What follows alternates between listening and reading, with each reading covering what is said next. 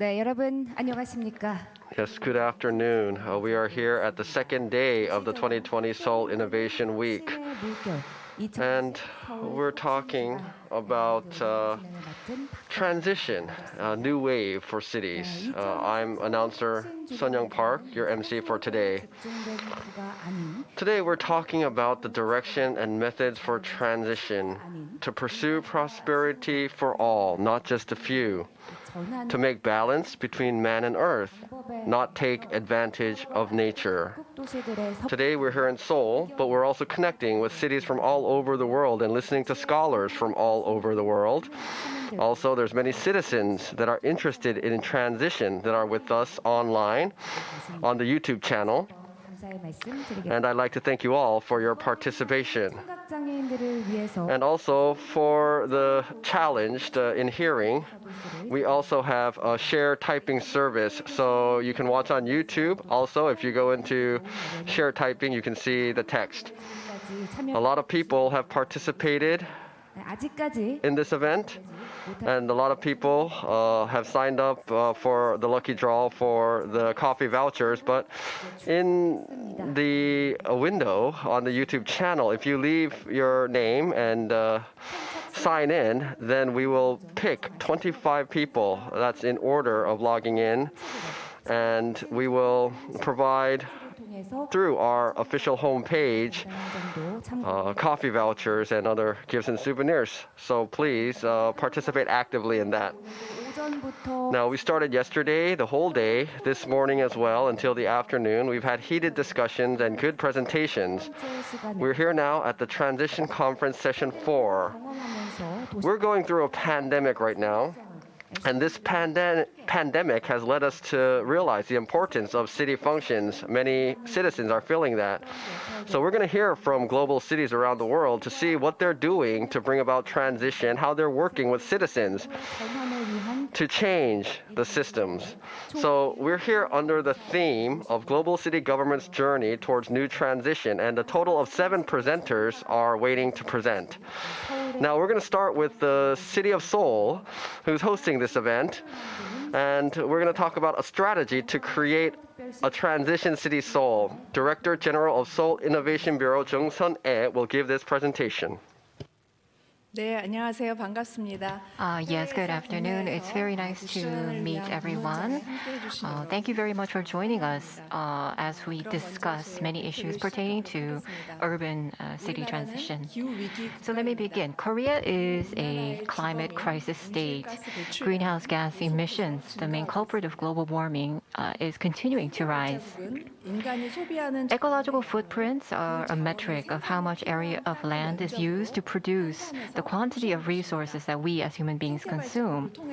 So ecological footprints are a measure of a person's impact on the environment. So this means that the bigger your eco footprint is, the greater the negative impact on the environment is. Everyone in the world lives day to day consuming natural resources, and at this rate, they say that we will need 3.3 of our planet, or planet Earth. Since 2012, Seoul has started a number of initiatives to respond to climate change, including the One Less Nuclear Power Plant Initiative, the Energy Independent Seoul Program, and a declaration on the promise of Seoul for climate change responsiveness, the Solar City Seoul Project, and the joint declaration toward a transition to ecological civilization. Also, the 2020 Green New Deal was also proclaimed as a strategy for reducing greenhouse gases by 2050. In particular, in September 2019, together with the Seoul District Education Office, a joint declaration was made called the transition to an ecological transition to commit to working jointly together for the future generation in the era of climate crisis. The main theme behind the declaration is to place focus on climate response and ecological transition during the course of formulating and implementing city policies policies. It intends to tie together the wide array of existing policies in a way to deliver greater value and impact. We're faced with the abrupt collapse of the ecosystem from climate change, and we're watching the COVID pandemic play out every day. And many people are gaining a sense of urgency that we really don't have that much time left. This is the time that calls for great reflection and insight toward transition policies. SMG announced a set of greenhouse gas reduction strategies for 2050 through the Seoul Green New Deal. The three main culprits or sources of greenhouse gas emissions are construction, transport, and waste. So the strategies are intended to focus on reducing emissions from those sectors first as a priority as we work our way toward a net zero carbon city by 2050. But the new Green Deal policies would be meaningless if they are not actually implemented on the ground and if citizens do not find them relatable or relevant. We must ensure that they are implemented in the real world and make Seoul a city of transition by linking up city administration with our citizenship so that they can get a real sense of what they're all about. So what does Seoul as a transition city mean? The keywords are carbon neutrality, community-based circular economy, quality of life, and resilience. So carbon neutrality is about reducing the use of fossil fuels, which are a direct cause of climate change, to achieve carbon zero. Second is to put in place a circular economic cycle within the city that can be self-sustained and sustainable as a closed loop to enhance self-sufficiency and create new jobs. And resilience is about safeguarding the people of Seoul from climate change to help them maintain a safe quality of life. Last year, after the joint declaration on the ecological transition, the Seoul government is focusing on formulating the action plan. We have been receiving views from experts and activists and citizens to formulate 3 top strategies, 4 top goals, and 10 strategic tasks. The 3 strategies include sustainable transition that reinforces carbon zero jobs. Second, a convergent transition that goes beyond departmental silos in terms of city administration, a transition that is scalable as a convergent initiative for all citizens of Seoul. And third, a day-to-day transition within the daily living sphere of the Seoul people. So the 4 goals of Seoul as a transition city is building a foundation for city's transition. Second, for promoting principles of transition. Third, building a community-based circular economy. And fourth, strengthening capabilities as a transition city. So in terms of building up the foundation for city foundation, it means building up SOC infrastructure that can enable the transition. And then formulating a community-based circular economy means to put in place the necessary system to promote a circular closed-loop economic structure, which can then in turn create community-based jobs. And then, of course, the fourth is about strengthening capabilities of transition, which is self-explanatory. So all of these 4 goals actually come together in a circle. In fact, they create a full circle where the citizens within their own communities can work, enjoy, buy products, take care of each other, and learn. And here, the local government and the citizens are major principles behind this type of circular economic structure. Now let's look at the 4 goals in greater detail. First, about putting together the foundation for city transition. It's about SOC. As you can see, per person, green space, or sporting facilities, libraries, parking lots. These types of infrastructure have been expanded over the years and will continue with these efforts. A collective village kitchen, urban gardens, recycling shop without packaging, recycling market. These types of initiatives will be identified and promoted so that they can grow. And Seoul actually has been promoting the growth of principles to drive the transition. As of the second half of this year, 도시가스 등의 에너지 20% 절감을 of Seoul 위해 citizens, 24만 톤의 in fact, 이산화탄소를 2.17 million citizens 감축하였습니다. actually are now members of Seoul Metropolitan's Eco Mileage program. 농사 짓는 도시 농부는 And together, they 64만 have 명입니다. reduced energy use, 특히 동단위의 which in 주민자치에 turn translates 구단위의 to 협치 전략 240,000 tons 주민들이 직접 of 지역사회 reduced 문제를 CO2 해결하고 emissions. 결정합니다. There are 640,000 citizens who are now farming or tending to their gardens in the urban setting. 위원수는 5,900. Also, there are citizen governance councils that have been quite active. 주민 참여 예산은 In 22 districts, 136 sub-districts, 운영했습니다. there's a total of 5,902 citizens taking part on these governance councils. In 2012, a citizen engagement budget was adopted based on votes from 700,000 citizens. The total budget amount is 508.2 billion won. Last year alone, the community planning group, comprised of 657 members, identified 903 initiatives necessary for their own communities. This year's budget for citizen engagement is 70 billion won. 빗물 저금통 등을 설치하는 Seoul 전환의 주체로 성장하고 있고 is 도서관에서는 지역 providing 아동을 위한 돌봄 교실을 help for many 운영하고 institutions 자원봉사 that are 센터에서는 within the living sphere of the Seoul citizens so that they can also be engaged as principals behind the transition. 착한 마스크 캠페인을 Childcare 실시했습니다. classes in the libraries, the local libraries, for 일제 example, 전문성을 발휘하고 dry ice packs 주체와의 연대를 are 주도할 수 collected and then 있도록 donated 지원하겠습니다. to the vulnerable during the peak of the sweltering summer season. 기술 장인의 And 신고가 mask 있도록 donation campaigns, for example, will provide further help so that we can build solidarity with other principals as well so that they can join in on the transition. And then we also want to promote private sector parties, small merchants, and also large companies alike so that they can serve a big role as drivers of transition as well. And in the fields of transition, that include food, housing, resource recycling, energy, we also want to focus on education regarding transition. A local transition platform for training and education will also be required. The third goal of Seoul as a transition city was creating a circular community-based economy. So that means production, distribution, allocation, and consumption all happen within the community, which in turn creates income and jobs.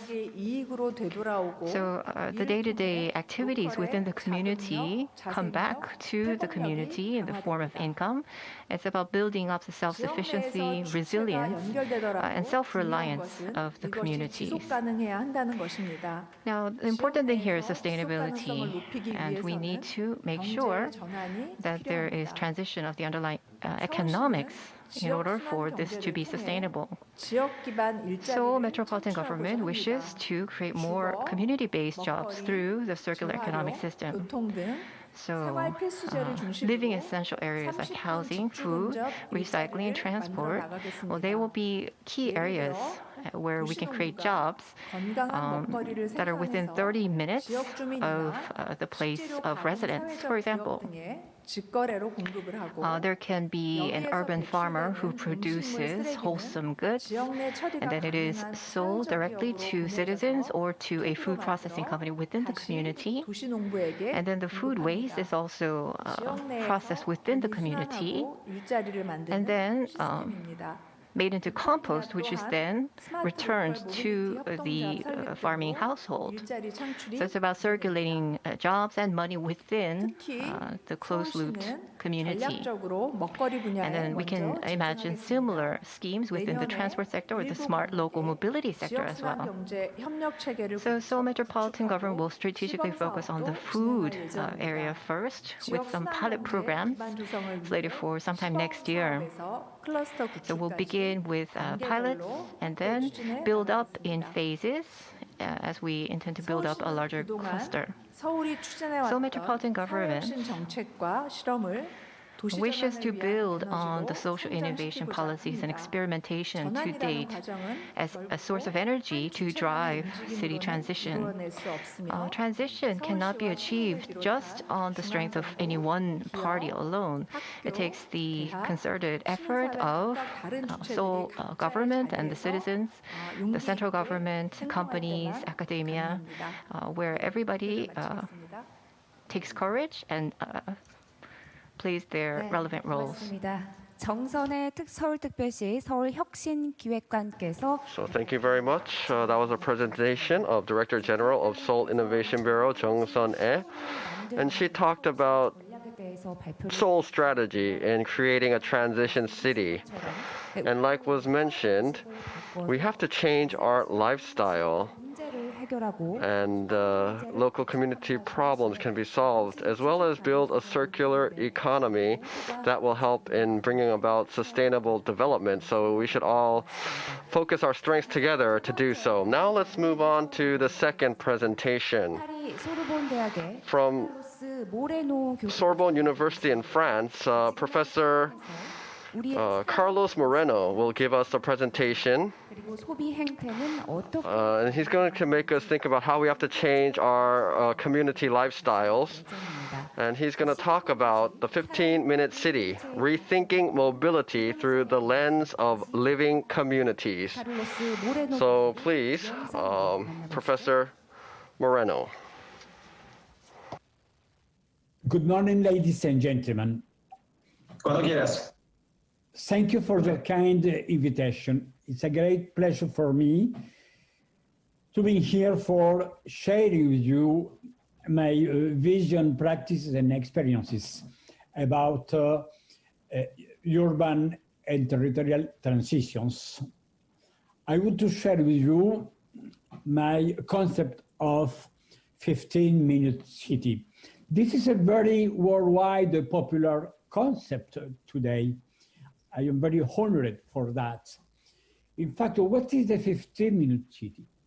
The question is, what kind of city do we want to live in? This is, in reality, the real question for answering today when we live in cities. The 15-minute city is a new paradigm for living in cities in these hard times of, on the one hand, the climate change, and on the other hand, of the pandemic crisis of COVID-19.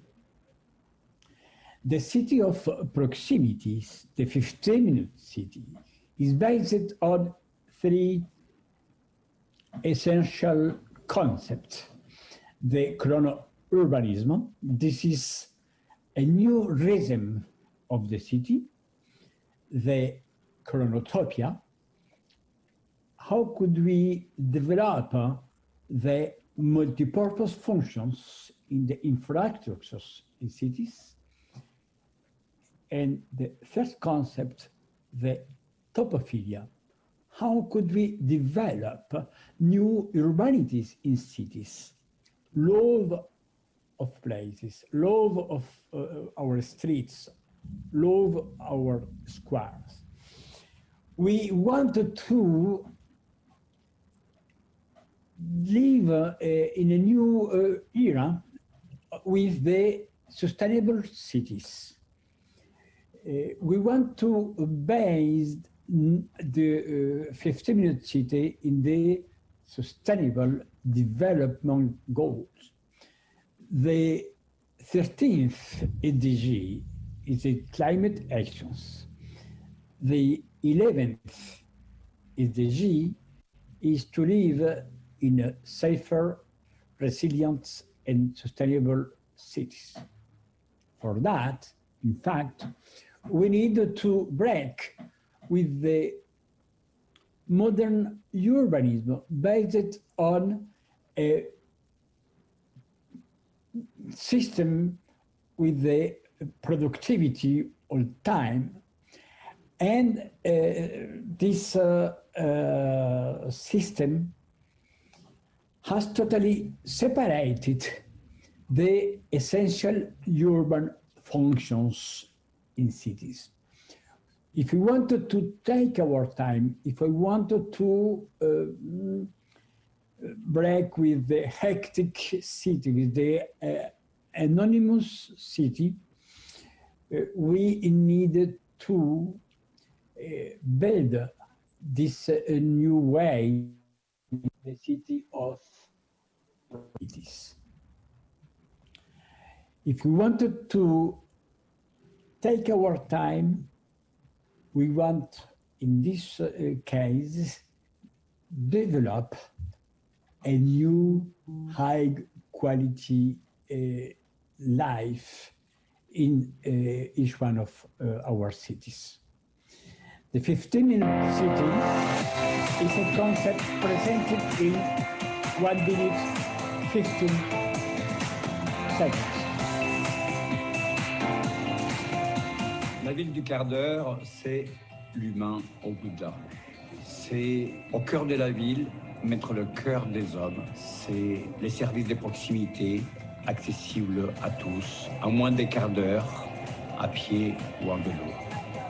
C'est la nature, la biodiversité, tout près de nous.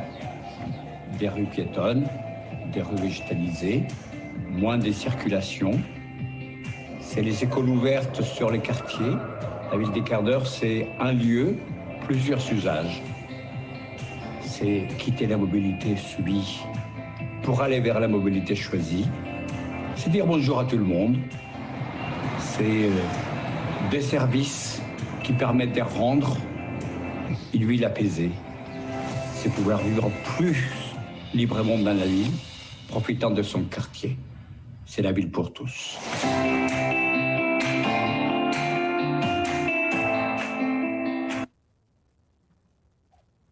Don't forget, we need cities for all. How could we develop this new paradigm? In our research work, we have oriented the 15-minute city for providing the access in only 15 minutes by foot or by walk of 6 urban social functions: to live, to work, to supply, to care, to learn, to enjoy. We consider that if we could provide the access in a reduced perimeter for the citizen dwellers, this is the good way for having happy citizens in a happy city. In fact, we wanted to propose the new way for offering the essential urban functions in cities. We wanted to escape this verticality that exists until now. We wanted to promote these multi-purpose functions for mixing the possibility to access in a different urban functionalities.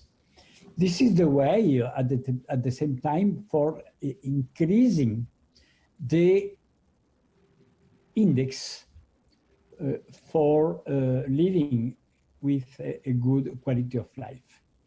The well-being index for myself, my relationships with my family, with my friends. The second index, sociability index, the relationships between myself, my neighbor, my work colleagues, and the third index, the sustainable index, the relationships between myself, my environment, my planet, and the otherness with other people. In our research work, we have developed this analysis for identifying in the detail each one of 6 urban social functions: to live, to work, to supply, to enjoy, to learn, to care. And we propose in this perspective to imagine, to build a new way of polycentric cities. We need to implement today a new kind of cities, because the polycentric city, this is the possibility for implementing not my village for me, for myself, not my narrow perimeter for me. We wanted to, at the opposite, propose polycentric cities with services in a vibrant city, in a grid city, in a decentralized city, in an interconnected city. In the digital times, we have the possibility to use the new technologies for exploring our district, our city, our territory.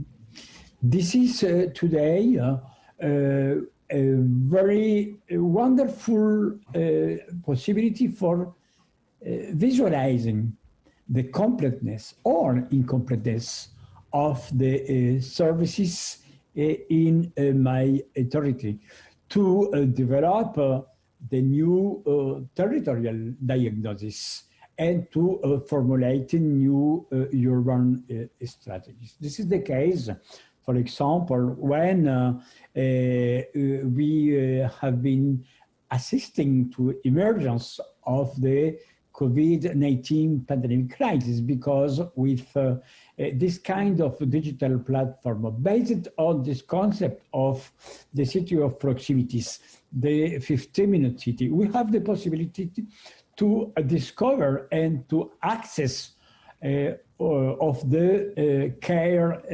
services. And this is today a very essential point for living in the good conditions, the difficulties produced by the COVID-19 crisis.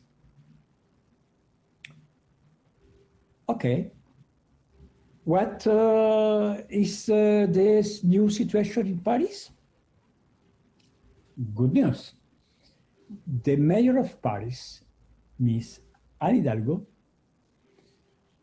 have been embracing this concept of the 15-minute city for the latest electoral campaign.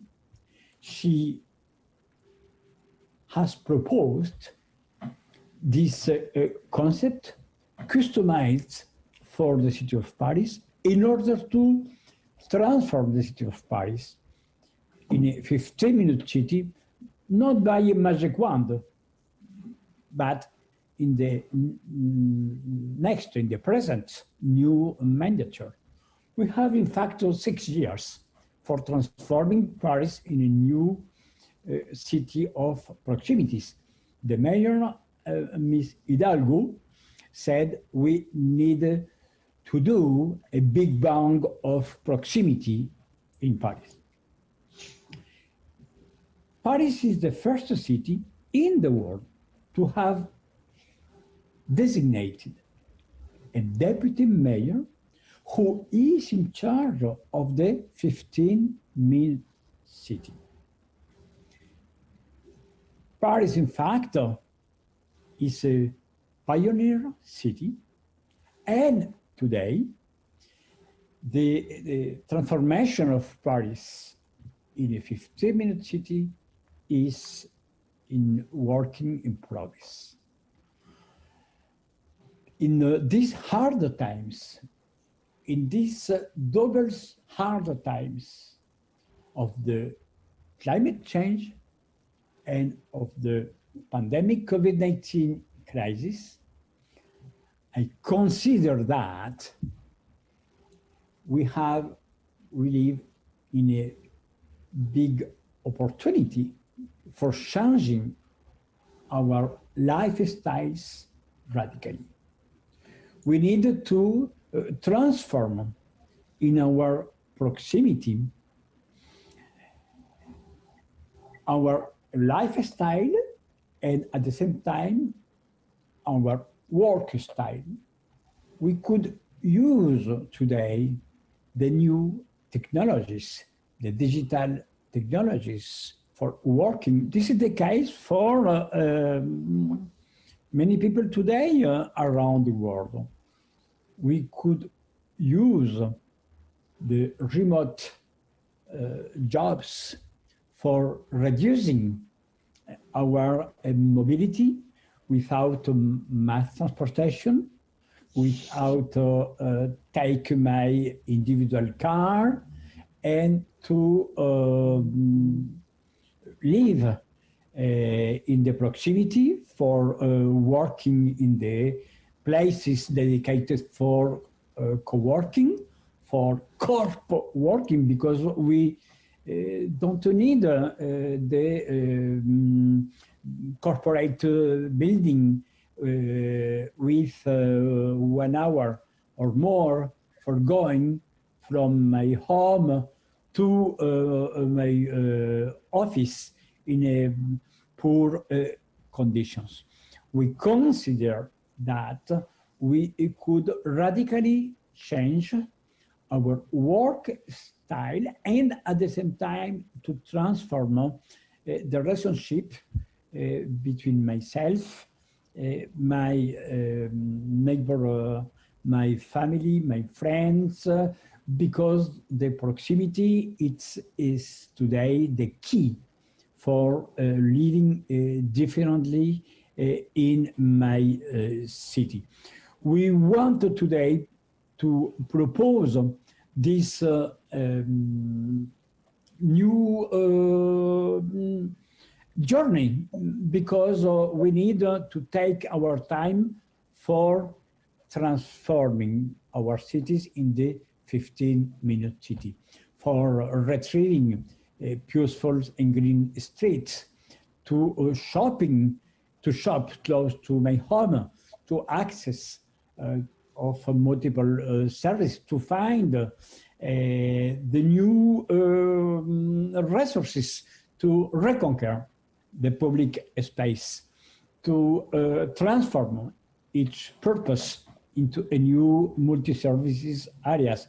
And the most important today, to develop new health services at the proximity and to take care of the fragile people, in particular, kids and elderly people. Don't forget, the new battle in our cities is to have happy citizens in a happy city. For that, the city of proximities is the best way.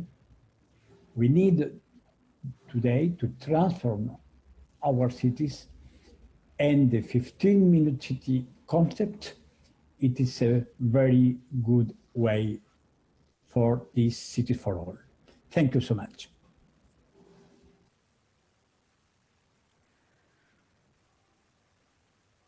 네, 카를로스 모레노 교수님의 Thank you very much, Professor Carlos Moreno, for the second presentation. He talked about a 15-minute city. What do you think about that? When I was listening to this presentation, I thought about this. With a bicycle, if I can go 15 minutes to everywhere to eat, work, and rest, If the city functions are all possible in 15 minutes, if we have that city infrastructure, then we can change a lot and our quality of life will be increased greatly. That's the thought that comes to my mind. I hope that we can quickly transition to this kind of city. 서울 혁신 주간 전환 세션 네 번째 Yes, thank you very much. Now, 암스테르담 we're going 도넛 to 콜리션 invite from 커뮤니티 the 매니저이신 Amsterdam Donut 제니퍼 Coalition, 드루인의 발표가 Ms. 준비가 Jennifer 되어 Druin, 있는데요. who is the community 이미 KT manager. 레이워스의 도넛 And already we 경제를 have heard 새로운 about 경제 Kate 모델로 Raworth's 채택하고 donut 또 실현해 오고 economics. 있는 And in fact, Amsterdam has been very forward-looking and already implementing donut economics in its city. So, we will hear about the work of the Amsterdam Donut Coalition that intends to pursue the donut economic goals. Please go ahead. Hi, I'm Jennifer Johanna Druin, the community manager of the Amsterdam Donut Coalition, a network and movement of the people of Amsterdam who are eager to turn the city region of Amsterdam into a donut or into a donut-proof region. And I believe that as people, we have become so disconnected from each other and from nature that it's time for a new story that helps people to reconnect and rebuild a relationship with people and nature within the living system that we are part of. And I think that donut economics is that story and can help to reconnect to the people and to nature. And for the people that don't know the donut economy, I'm going to try and keep it short. As you know that since the Industrial Revolution, cities have been addicted to economic growth. It was and still is all about maximizing GDP. And precisely this addiction to growth has made our cities and people so vulnerable to shocks and this pandemic. And I think that we need to get rid of this attachment and addiction to endless economic growth and tell a new story and find a new framework and a different goal that fits this century. And this is exactly what Kate Raworth with her donut economics provides. And she tells us what it means for countries, cities, and people to thrive in balance and with the planet. So what does a donut mean, or the donut economy itself? It's a model by Kate Raworth, and you can actually imagine a donut. She's really good at drawing and making a visual. And when you think of a donut, you have a hole in the middle, and that's the place where people are falling short on life essentials, where people don't have access to food, no health, no education, no housing, and every person in the world has a claim to those essentials. We want to get everybody out of this hole and into the donut itself. But at the same time, we cannot overshoot the outer ring of the donut either, because there we put so much pressure on our planet that we begin to think and kick the planet out of the balance. And we cause climate change, for example, we acidify the ocean, we make a hole in the ozone layer, and we destroy biodiversity. So the inner ring of the donut represents the minimum requirements, the social foundation that we need for a good life. So that means having access to clean water, energy, housing, education. And they're actually based on the Sustainable Development Goals by the United Nations. And the outer ring of the donut represents the minimum requirements of the Earth's life-supporting systems, the ecological limits of the planet, and the harm that we as humans need to avoid. So think of climate change, think of ocean acidification, chemical pollution, air pollution, etc. And the dough in the middle, that's the sweet spot. It represents a thriving life where both people and planet can thrive, where everyone's needs are being met, and also the need of the planet. So the central goal of the donut economy is meet the needs of all within the means of the planet. And you might think, so what has been the process of Amsterdam as a city? Of course, I'm not a city representative. I'm the community manager of the Amsterdam Donut Coalition, which is a movement. But I can definitely tell the story of the city, but also the coalition later on. So actually this year in April 2020, in the midst of this global pandemic, Kate and Amsterdam officials announced that the city of Amsterdam has formally embraced the donuts philosophy and implemented a version of Kate's donut plan, focusing on Amsterdam's pain points. So it's the first city in the world to make such a commitment. But the donut was part of a broader strategy that Amsterdam has been working on for years, namely to become a fully circular city by 2050. That means that by 2030, the city's use of primary materials must be half of what it is today. And Kate, together with a number of policymakers, has drawn the so-called city portraits, scaling down the model of the donut to a city level, to the city level of Amsterdam, focusing on 4 lenses: local, global, social, and ecological. And it shows what basic needs are not being met and the planetary boundaries are overshot. It makes visible how these issues are interlinked. And for example, when it comes to the inner ring of the donut, Amsterdam falls short on people's needs for affordable housing. It's crazy. Real estate has been the best way to invest, which drives up prices, which means that locals can no longer afford living in the city. So they have to apply for social housing, or they have to move out or move to a different city. So that leaves a lot of Amsterdamers in the hole of the donut, where social needs are not being met. And when it comes to the outer ring of the donut, and thus the planetary boundaries, Amsterdam is still emitting too much CO2 emissions. For example, the Port of Amsterdam is the world's largest importer of cacao beans, mostly from West Africa, from Ghana, which means that Amsterdam is not only exceeding its planetary boundaries by emitting too much CO2 whilst importing, but it's also contributing to the exploitation of children, of laborers in Ghana. So via the city portrait, Amsterdam is confronted with a harsh reality. And I mean, who could have thought that Amsterdam's carbon emissions are directly linked to labor rights in Ghana? And this is also why this model is so amazing, because it shows you how holistic it is and how it's interlinked with local, global, social, ecological. So whilst the city portrait gives you a great overview of where the city stands, it uses many public data and targets. But what will make the city portrait, this tool, really take off is a city selfie, to find out what the donut principles actually mean on a community level, on a people's level, on a Amsterdammers level. And we, the Amsterdam Donut Coalition, we want to provide a safe space, an online platform where people can gather and where people can share their experiences, their values, their projects, their ideas, their initiatives from the people of Amsterdam themselves, who are actually living the principles of the donut. And we want to add them up so that eventually we can turn the whole region of Amsterdam into a donut-proof region. And as Rome wasn't built in a day, and the same is true for Amsterdam as a donut city. Actually, Kay Raworth came to Amsterdam back in 2013, where she hosted a workshop on redefining growth during the Picnic Festival. And she was invited by Malin Stikke, who is the president of the Waag Society, a research institute for creative technologies and social innovation. So thanks to Malin Stikke for introducing Kay to the city. And then in 2017, Kay published a book on donut economics.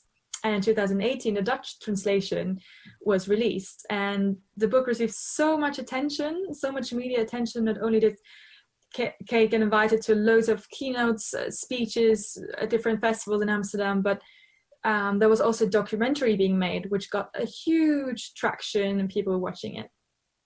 And then at the end of 2019, a number of people from the Amsterdam University of Applied Sciences, where I also work, the Amsterdam Economic Board, but also Pakkers de Zwijger, they realized that together they can name, I don't know, about 30 people and organizations that were all working on the donut economics, that they thought, well, they need to work together to actually make a change.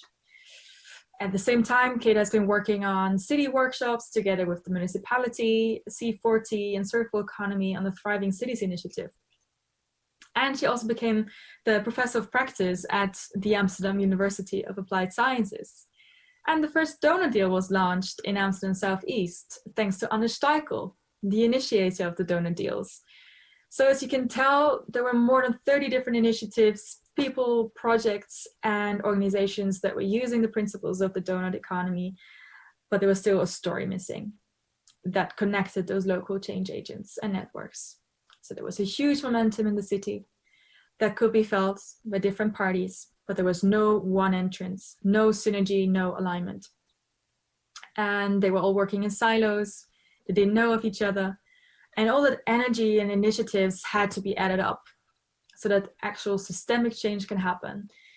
And that's where we started. That's why the Amsterdam Donor Coalition was set up, to have that one entrance, to have one platform, to add up all these initiatives and projects. So actually we do 5 things as a donut coalition. We connect the people and organizations, and we make their activities, their initiatives visible via our peer-to-peer online inclusive platform. We collect the most difficult questions and challenges and connect them to projects, and ultimately learn more about the conditions that are necessary for systemic change. We learn about the conditions and we recognize the complexity of systemic transformation. We also link them to research programs, to researchers, to students. We organize the annual State of the Donut event to give a breakthrough, or to give breakthrough projects a spotlight, a stage, and also see how far the region of Amsterdam has come to get into the donuts. And we collaborate internationally with other cities, learn from other coalitions in the world, and also from the Donut Economics Action Lab, which is the team and the lab of Kate. So we basically tell that story. We connect people, we connect companies and networks. We are a commons. We facilitate cooperation. We act like a catalyst. And we want to keep up this momentum. We want to increase the energy within the city and contribute to the international movement as well by sharing our experience, like right now. So what are the secrets to build this movement? Actually, it's also what Kate always says: go where the energy is, connect the 1% of people that don't wait for others to act.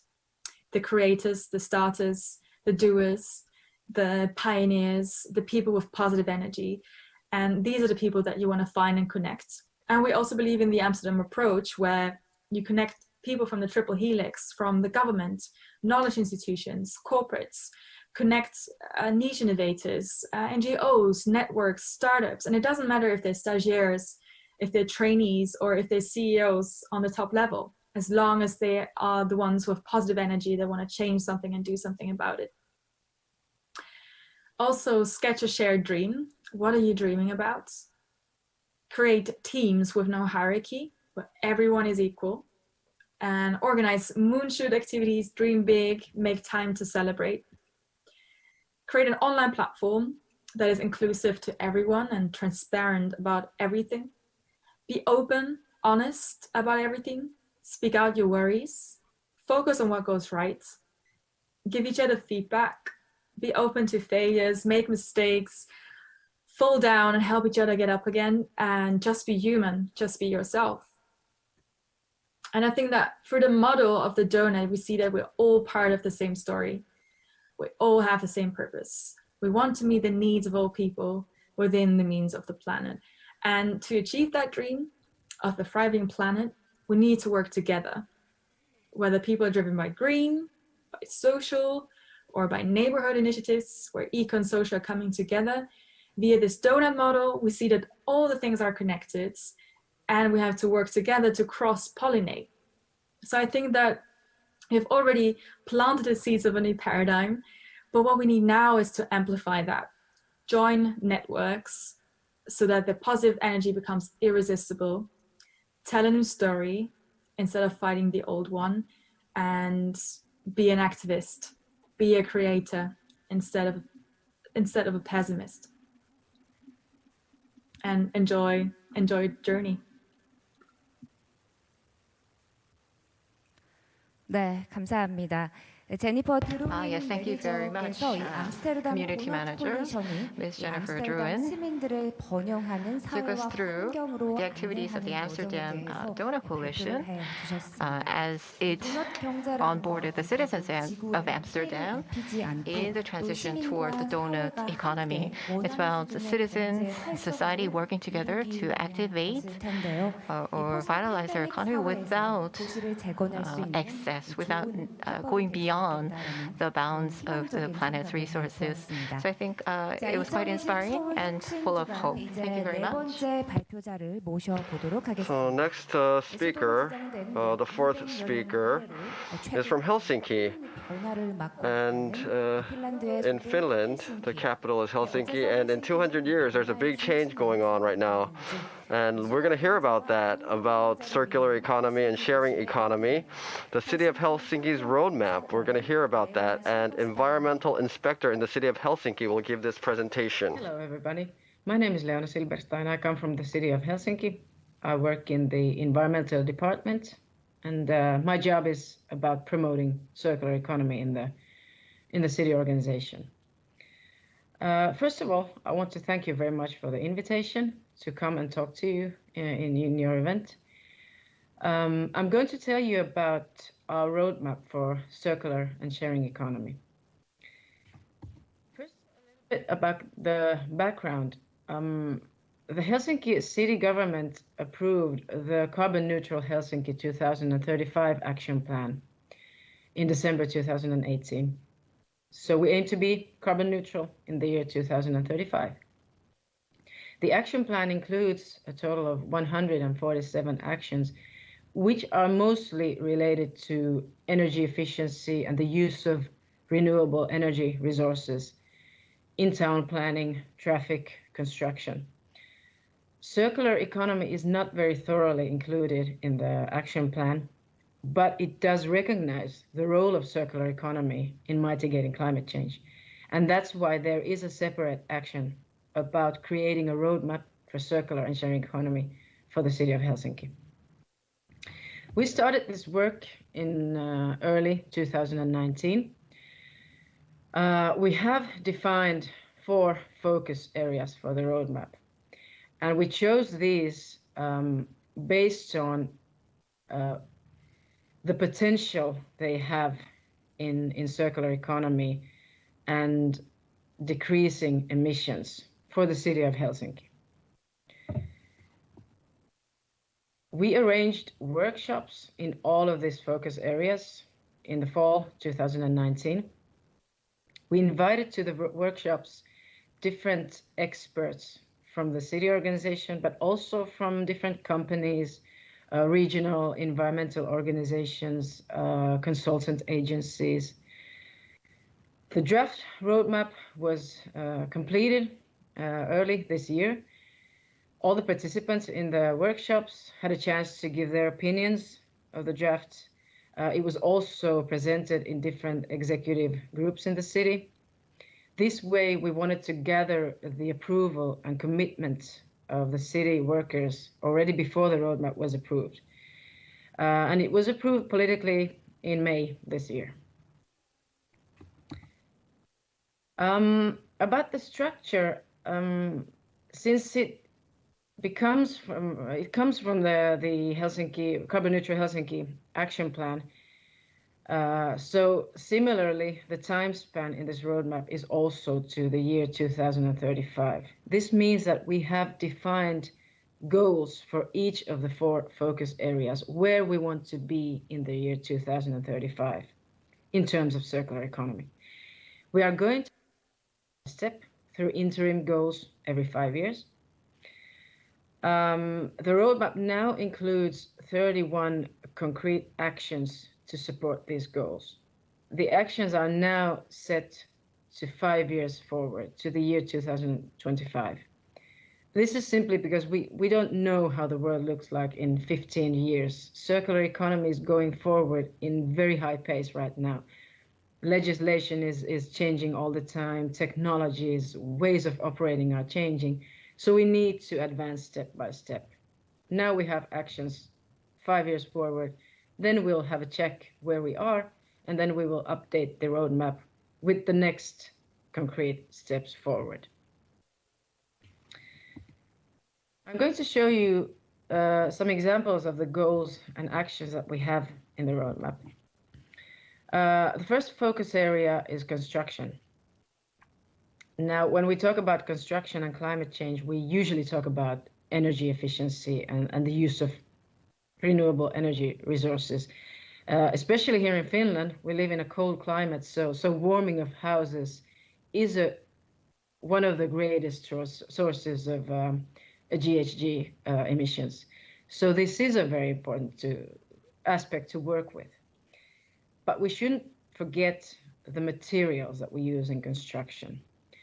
According to the new European Commission's Circular Economy Action Plan, the built environment accounts for about 50% of all extracted materials and 35% of the EU's total waste generation.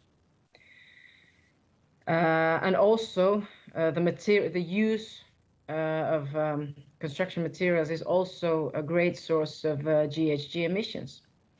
So we need to be focusing also on how we use construction materials. Helsinki is a growing city. We have people moving in all the time. So we are all the time building new houses. Our current houses are also very old, so we need to be renovating all the time. We are demolishing all the time. So it was clear to us that this needs to be one of the focus areas in our roadmap. And actually, of the 31 actions that we have in the roadmap, 15 are about construction. We wanted to cover the whole chain, starting from land use planning to infrastructure building to building construction and demolition. Now, I just told you that we wanted to make the actions in the roadmap as concrete as possible. This was not an easy task at all. At some places, it was even impossible. The action you see now here in front of you is about including circular economy in land use and urban planning. We don't know how to do this. This is very new to us. So we don't have any concrete steps how to go forward. But we do know that this is very important to have circular economy criteria already in the town planning stages, because this makes our chances of success even bigger. So we need to have this on board. And you can see the parties responsible are many, because this needs cooperation. We need to start thinking about these things and trying and searching for the solutions. Same goes for actual construction. We are still at the beginning. We don't know how to build circular. So we need to do pilots. We need to test different kinds of circular criteria and that way find what kind of solutions are working. But in order for the pilots not to remain pilots, we have the action here in the roadmap about adding circular economy criteria to the planning and implementation of service building and housing, so that we will gradually get circular economy a part of our construction processes. The next focus area in our roadmap is procurement. Helsinki City makes procurements worth more than 2 billion euros every year. This is about 40% of the city's total expenditure. So we are talking about substantial streams of materials and money. We want to have our key principle in the year 2035, that our procurements will use virgin resources sparingly and prevent waste production. One of our biggest material streams, if we don't think about construction materials now, are furniture. I think this applies for a lot of cities because we need furniture everywhere in every unit. We usually buy them new, but at the end of the day, when we stop using them, they don't circulate forward. They end up in a storage house somewhere, or at the worst case, they end up waste. So we lose a lot of natural resources and materials and money. Helsinki City has established its own internal recycling website for used furniture, where different units can recycle between them their furniture. The next step now is to have as business as usual, that whenever we need new furniture, we will first and foremost search for them through our own recycling website. And if we don't find them that way, then we will buy furniture from outside the city, but even then, secondhand or through renting as a service. Our procurement strategy is being updated at the moment, so this policy will be included there. Third focus in our roadmap is green waste. This means waste that is produced in our maintenance of parks and green areas, leaves, grass, twigs, and so on.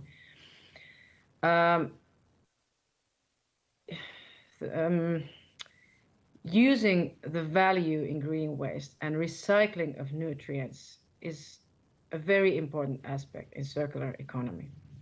And this is also one priority in the city of Helsinki. We have a couple of areas in our city where we gather our green waste and we compost it. And then we use the composted material together with other recycled land masses to produce recycled culture media. And then we use this in our own green construction projects. We are now developing a unified operating model for the different city sectors in this matter.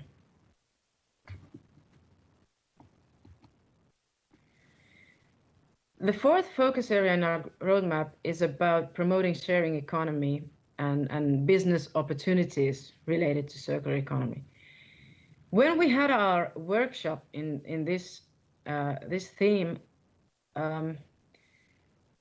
the biggest challenge that was risen up from this was the utilization of the city's spaces.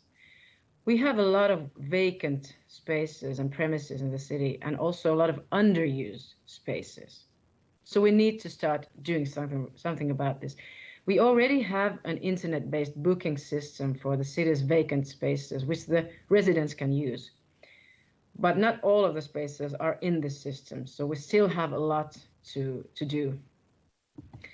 And one of the things that we are actually planning to do in this matter is about preparing city-level planning instructions for premises that can be used by residents.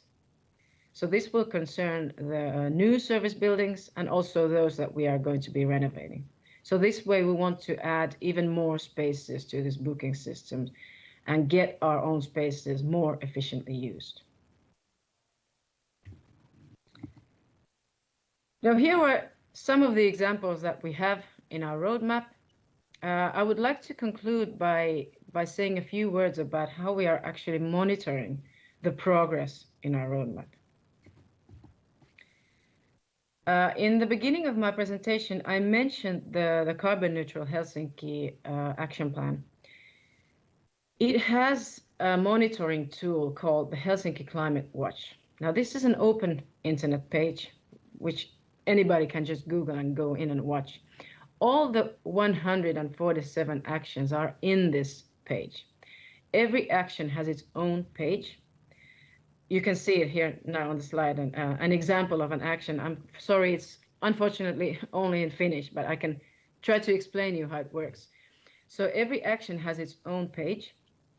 There is a description of the action on the page, what the action is about, what is the goal of the action.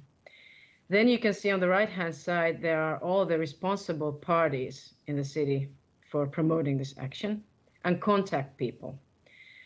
And then there are tasks in the below there, concrete tasks, scheduled tasks with which the responsible parties are actually putting forward this action. And the contact people are responsible for coordinating the action and for updating this page always along the way when the action is promoted forward.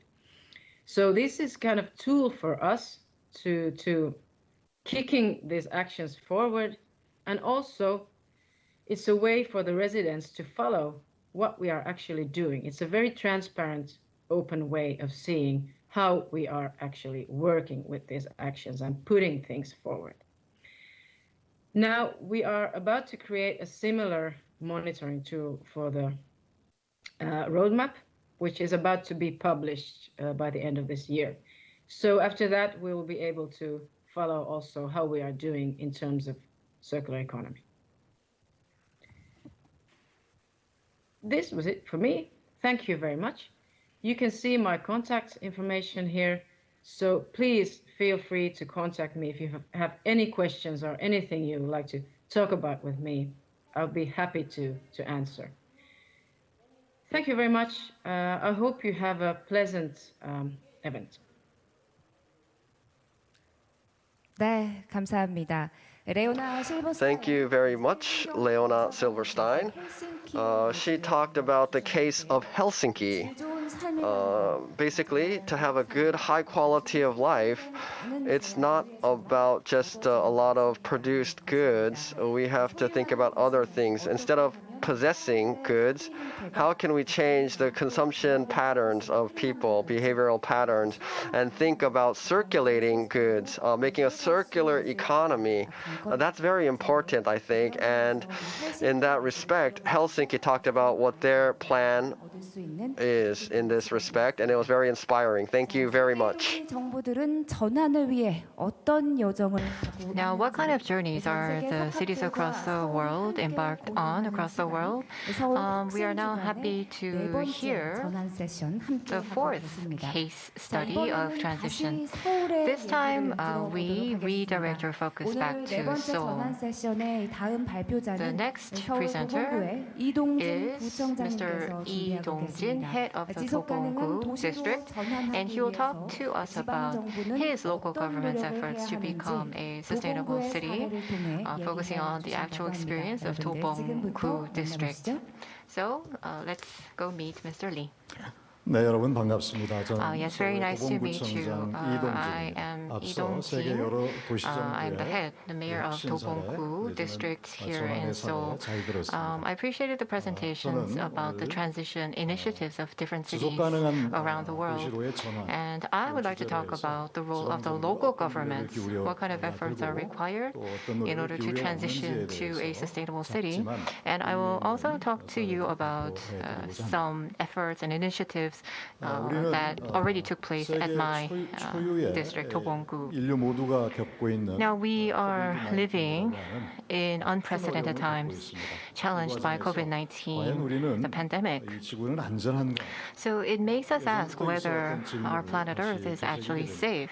And we're reminded of this long-standing question. 우리가 살고 있는 And the cities where we are living in, are they really sustainable? 다시 할 수밖에 Actually, the pandemic begs us to re-ask 우리가 다 this 아시다시피 question again.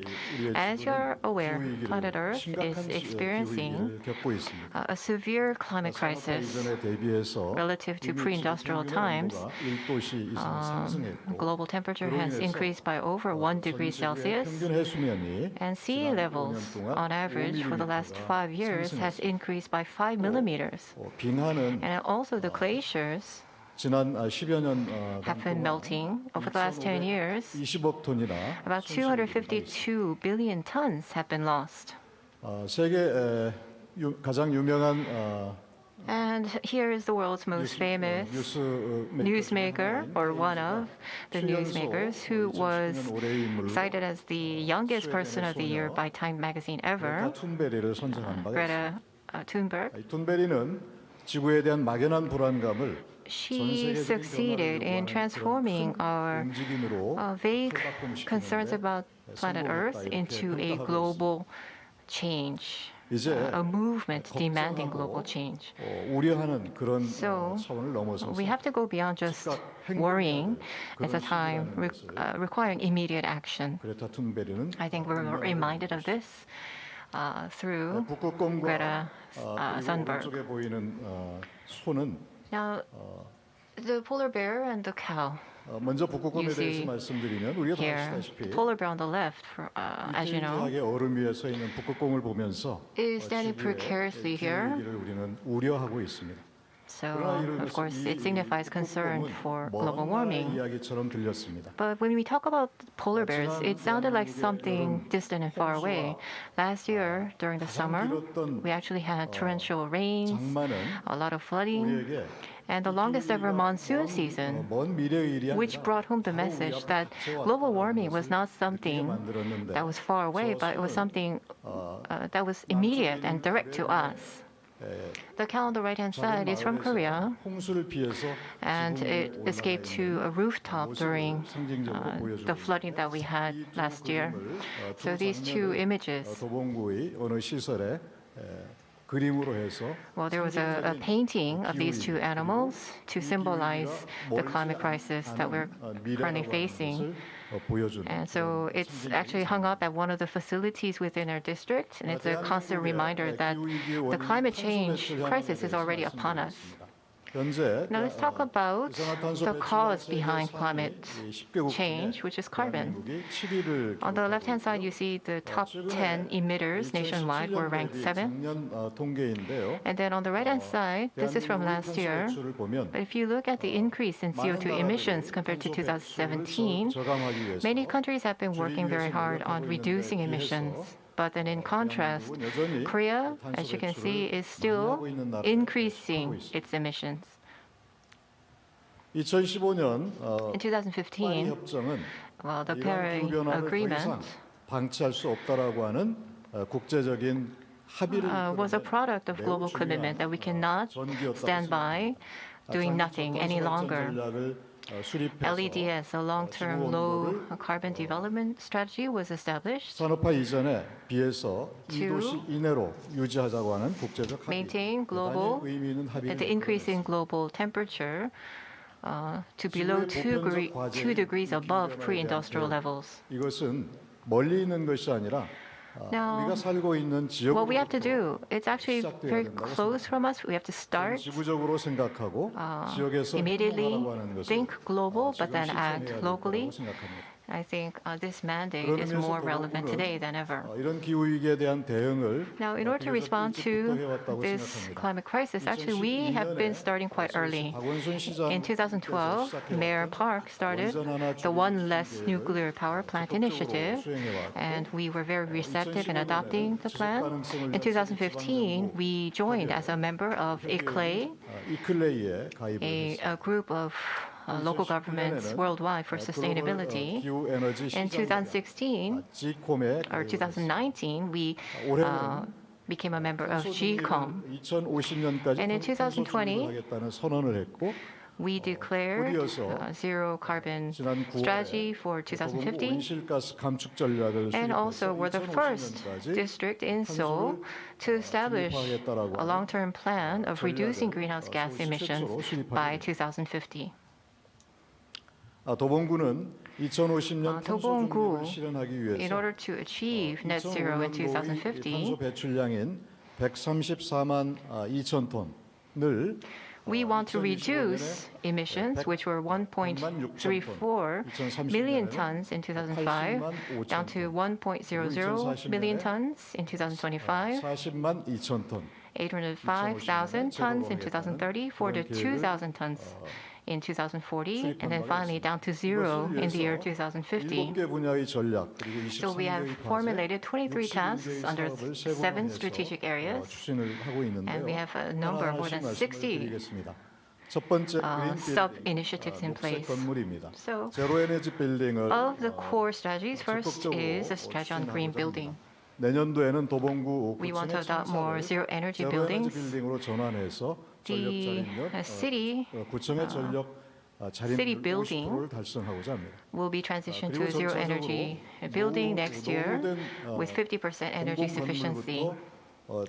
And aged public buildings and also old private buildings also will be subject to green remodeling. And for new buildings, zero-energy building requirements will be applied on a mandatory basis. The second strategy is about green mobility, environmentally friendly EVs or hydrogen vehicles. Well, we want to quicken transition. 93,000 EVs and 3,000 hydrogen cars we hope to be deployed. Charging stations, 300. EV charging stations, 7 hydrogen car charging stations 구축할 계획을 will be 추진하고 있습니다. deployed as part of a long-term strategy, 녹색 and we'll 에너지 be 분야입니다. building the first one 신재생 next 에너지 year. 보급을 Third is the green 300 energy 메가와트 strategy. 급으로 300 추진을 megawatts 하고자 합니다. of energy will be provided through green energy, 50 메가와트, 50 megawatts of 민간의 public 발전을 200 PV 메가와트를 power 계획해서 generation, 추진하고자 200 합니다. megawatts of private sector PV 녹색 power generation is also 폐기물인데요. planned. 생활 Next, in 폐기물 terms of 감축을 green 50%를 cycling, 목표로 추진하고자 합니다. we want 생활 to 폐기물을 increase 직접 매립하는 recycling 것을 of living waste by 제로하고 50%. 생활자원 We want 회수센터를 to 건립해서 phase out 재활용품을 direct to landfill 매일 living 50톤을 waste, 선별 회수하고자 합니다. and 50 tons of 녹색 waste will be 분야입니다. picked for recycling every day. 도시 수을 And then there's a green forest 4.5제곱미터를 조성해서 총 1,492 strategy. 149만 2천 제곱미터를 확보하고자 합니다. 4.5 square meters of space will be provided per capita for a combined 1.49 million square meters. 구체적인 And then 방법으로서 there's a green life strategy. 발전을 도입하는데 아파트 베란다에 6만 In the 5천 apartment balconies, 일반 주택에 65,000 homes and 8,000 detached homes will be installed with PP panels as part of the green life strategy. And then lastly, the seventh strategy is about green education. To reduce greenhouse gases, the citizens must participate. 도봉 환경교육센터 So an environmental education center will be established for the first time in Seoul, 시민교육에 and it will be fostered as a hub for citizen education. And 30,000 facilitators will also be fostered 탄소 중립을 위한 so that they 적극적인 역할을 할 수 있도록 can play a very proactive role in our achieving our zero carbon goals. 2015년은 매우 중요한 Actually, 2015 was a very important milestone year. The Paris Agreement was entered into, and at the UN General Assembly, 17 SDG goals were also adopted. So 2015 was certainly a very important year. And for Dobong County, we also are working very hard on many fronts, also in the interest of sustainability. So let me introduce some of our activities. In 2013, the Sustainable Development Team was fostered. In 2016, the team was elevated to a wider department level, a higher department level. And then in 2020, it was further promoted to a Sustainable Development Bureau. 그리고 자기의 목표를 삼아서 So all members of the Bureau are working with great self-initiative 추진해 나가고 있습니다. and 모든 부서에는 self-target setting as well. 목표 17개와 The 17 SDG goals 어떤 연관이 있는지를 are very important to us. 표시해 놓고 있습니다. All of the different departments within our office are seeking to establish connections between the work that they are charged with the SDG goals, 확인할 수 있도록 하고 있습니다. so that we can find better alignment between the work of the city and the SDG goals. And for the first time, we also received the UN University RCE certification, also for the first time in Seoul. So we now join the ranks of the very forward-looking cities worldwide who are working hard towards sustainability. And together with the 25 districts of Seoul, we're also working on collaboration. For example, each of the districts, for example, 재정을 관리하고 있는 은행들이 there are banks that serve as the treasury for public finances, 지원하는 것에 대해서 and 금고를 지정하는 데 있어서 페널티를 적용하고 if those banks that are designated as a treasury bank for the public agency, if they engage in any investments in carbon-intensive sectors, they're penalized.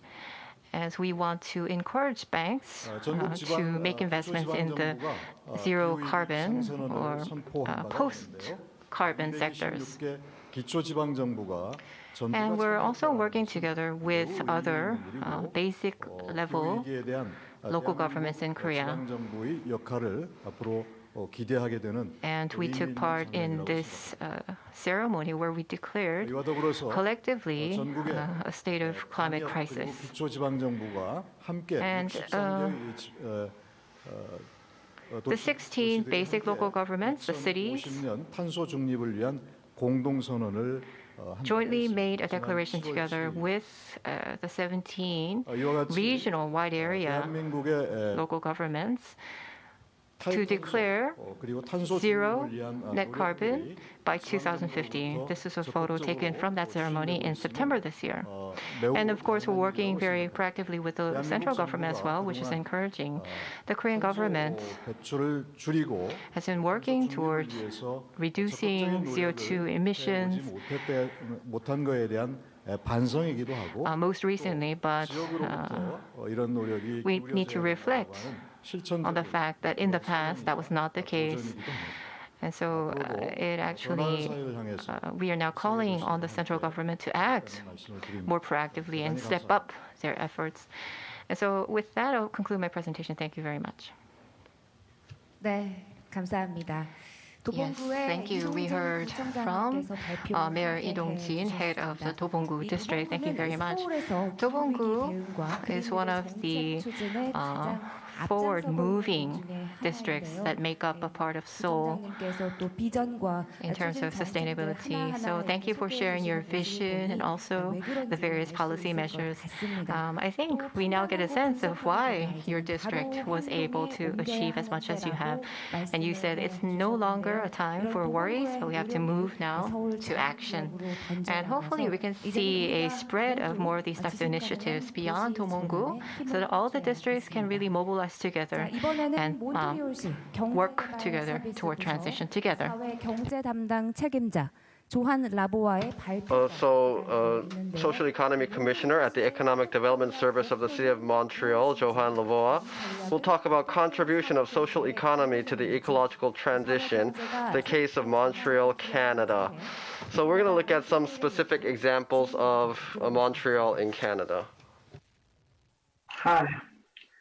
I've been asked to speak about any reliable cases of financial recovery in Montreal from the impact of the global pandemic COVID-19. Since I am a social economy specialist at the City of Montreal, I will share with you my view from that perspective. First, let me start with a brief description of social economy in Montreal, just to give you a general idea. There are 2,800 enterprises employing 68,000 people, generating around $12 billion in annual revenues.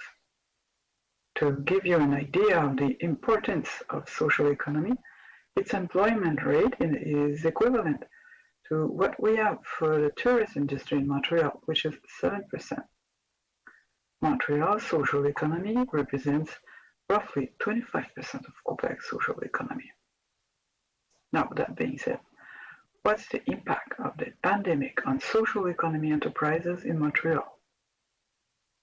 We have seen a drop in consumption caused by containment measures like closure of non-essential businesses or massive teleworking, people working from home. Also, social economy enterprises face labor shortage caused by either absenteeism due to illness or simple refusal to attend for fear of COVID-19. During the month of April and May, a short poll revealed that 70% of social economy enterprises had cash assets autonomy of less than 3 months. Their top priorities were financing, increased income, and human resources management. 40% operated a strategic change in their business forced by the drop in market. Less than a third of them saw growth opportunities in the crisis. 60% needed financial assistance to maintain teams at work.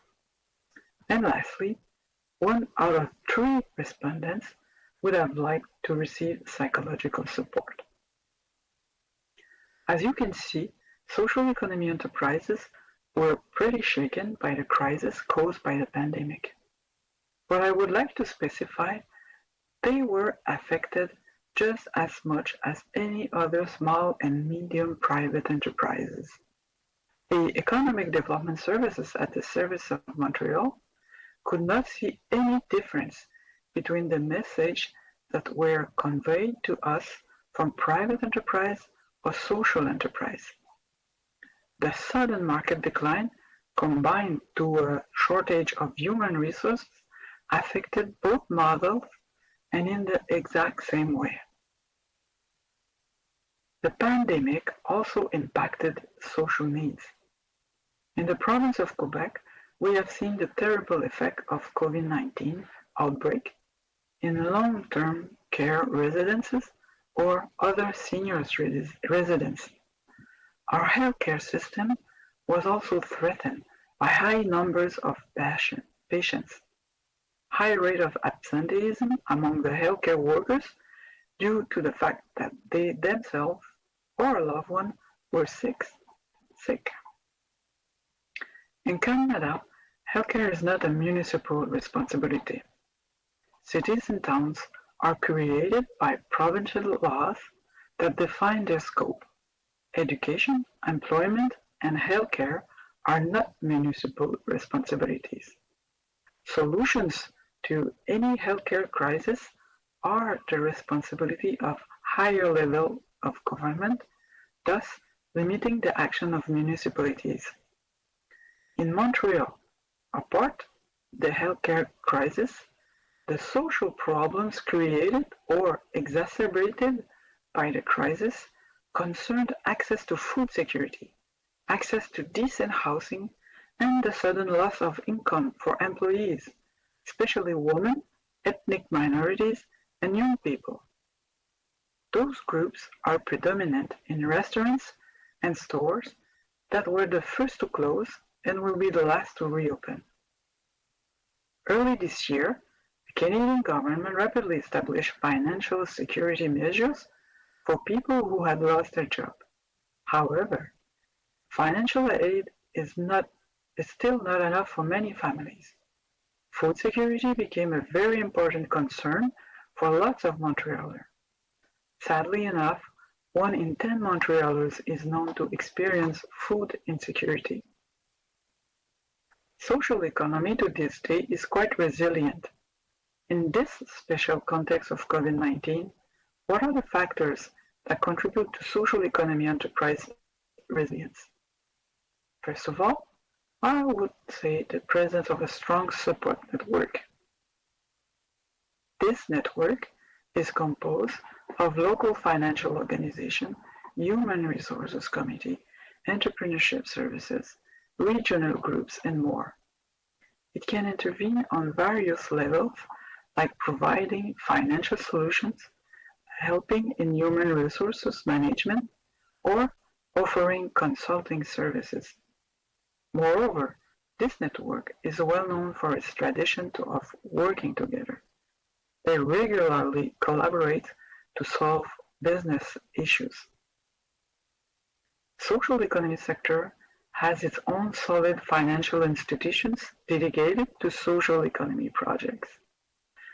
The network's members also have established channels of exchange with public authority. They have good reputation and are respected interlocutors.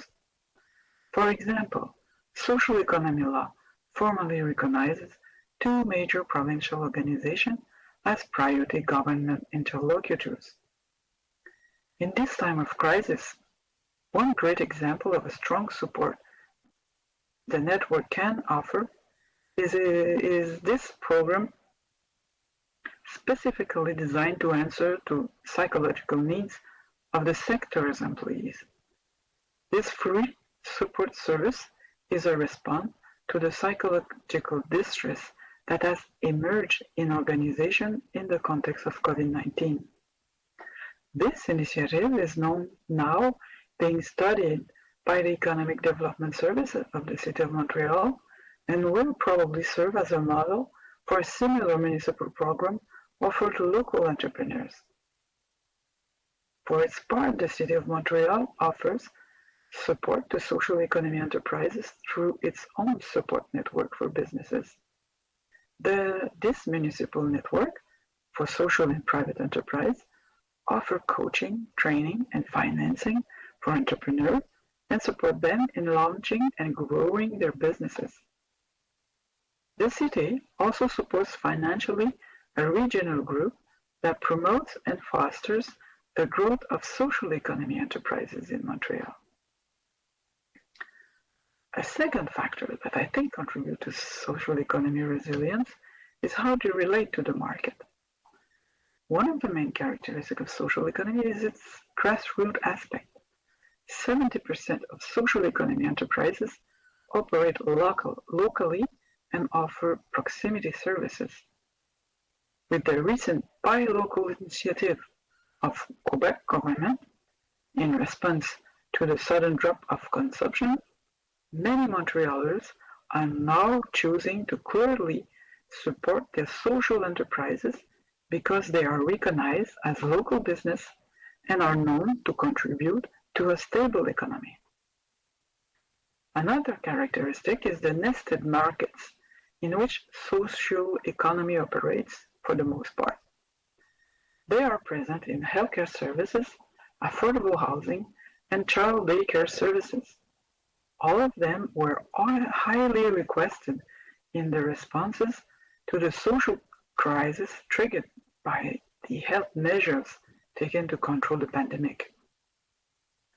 Some new small-scale projects were also started in order to support local private merchants in response to the emerging need for local delivery. There are now initiatives to offer at a reasonable cost bicycle delivery for stores and restaurants. So, as I try to demonstrate, social economy, even though it has been shaken by COVID-19, did manage to adapt and offer new services emerging from unmet or new social need. A second topic that I have been asked to talk about concerns any plan that the City of Montreal intends to develop to build an ecological and sustainable city. Indeed, the city is currently working on an ecological transition plan. The Office of Ecological Transition and Resilience, in collaboration with all other cities' departments, is leading the work. The office ensures that the City of Montreal transforms its ways of doing things and increases its resilience in the face of environmental issues, such as the climate crisis or the loss of biodiversity. The office cultivates an approach based on fair ecological transition and resilience by proposing directives, policies, and regulations, as well as budgetary and fiscal measures. It supports the city's administrative units and acts as a partner of Montreal stakeholders to transform our territory and our economy. Many goals will be achieved through various current action plans. For example, the Master Plan for the Management of Residual Waste, in which the City of Montreal announces its intention to achieve zero waste by 2030. In order to achieve this objective, the administration is relying in particular on reducing the waste produced at source. For example, it promises to ban certain single-use plastics and to reduce the impact of the distribution of flyers.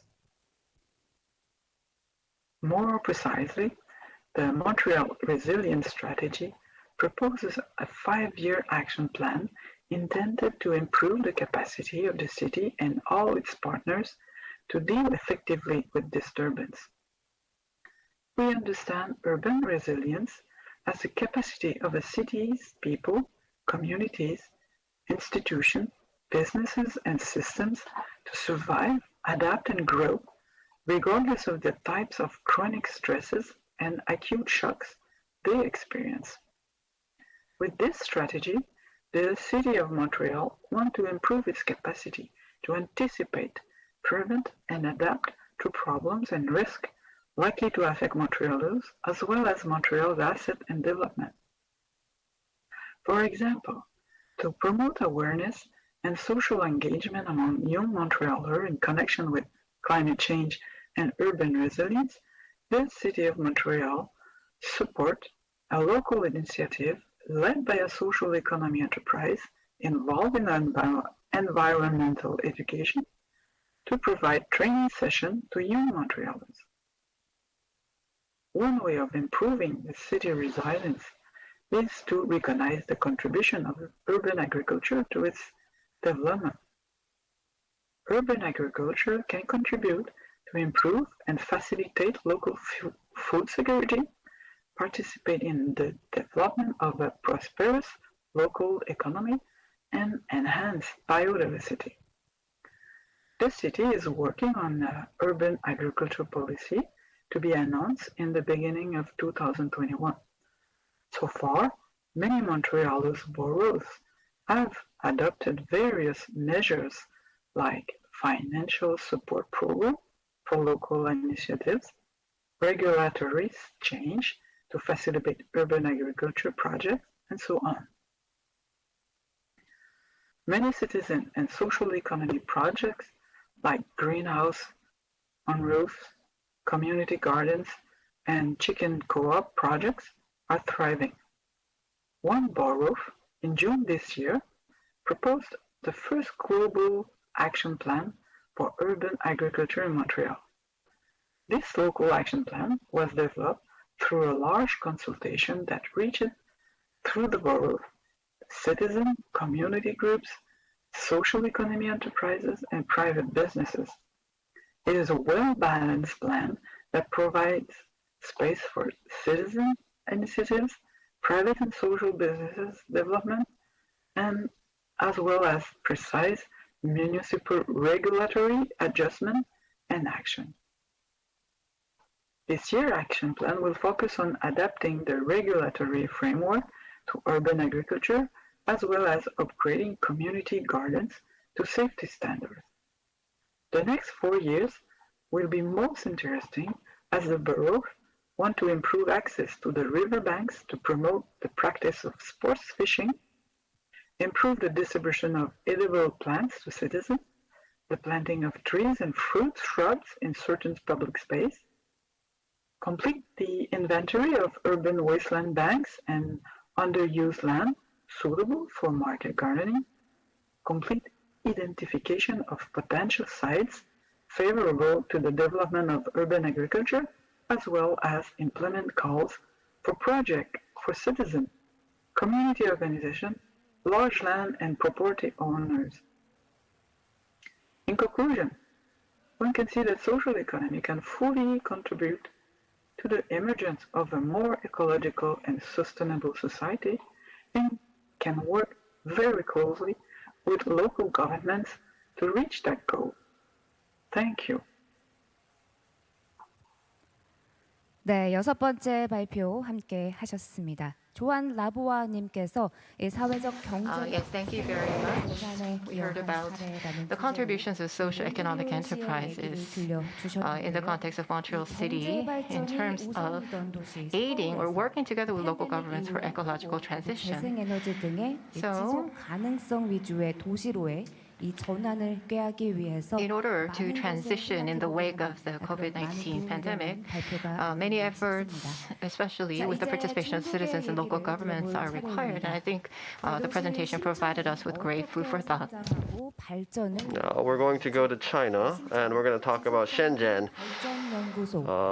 Vice President of the Shenzhen Institute of Sustainable Development, Yarong Zhang, will talk about high-quality development and sustainable development.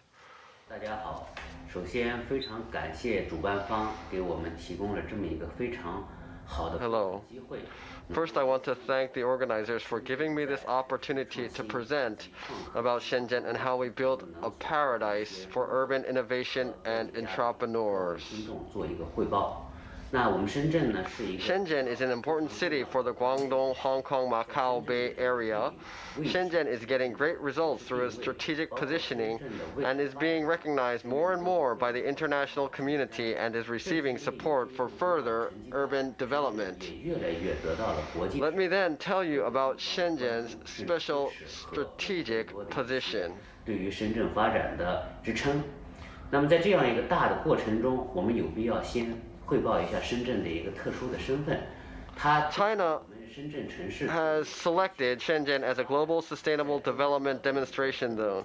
There are a few reasons for this. First, it is a large city, mega city as we call it.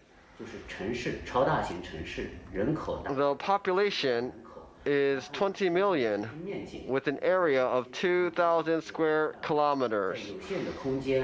And it is home to many of China's state-of-the-art strategic industries. Despite the excellent resources that Shenzhen has, it has resource and environmental challenges as well. First, land resources. The space is limited. The city area is small compared to the population, which is causing severe resource imbalance. Next is ecological environment. Shenzhen has great eco-environment, but this must be protected and preserved. There are other urban challenges that all cities face in its development as well, such as exhaust gas pollution from vehicles, solid waste, and water waste disposal issues, and so forth. These are challenges to Shenzhen's goal of sustainable development.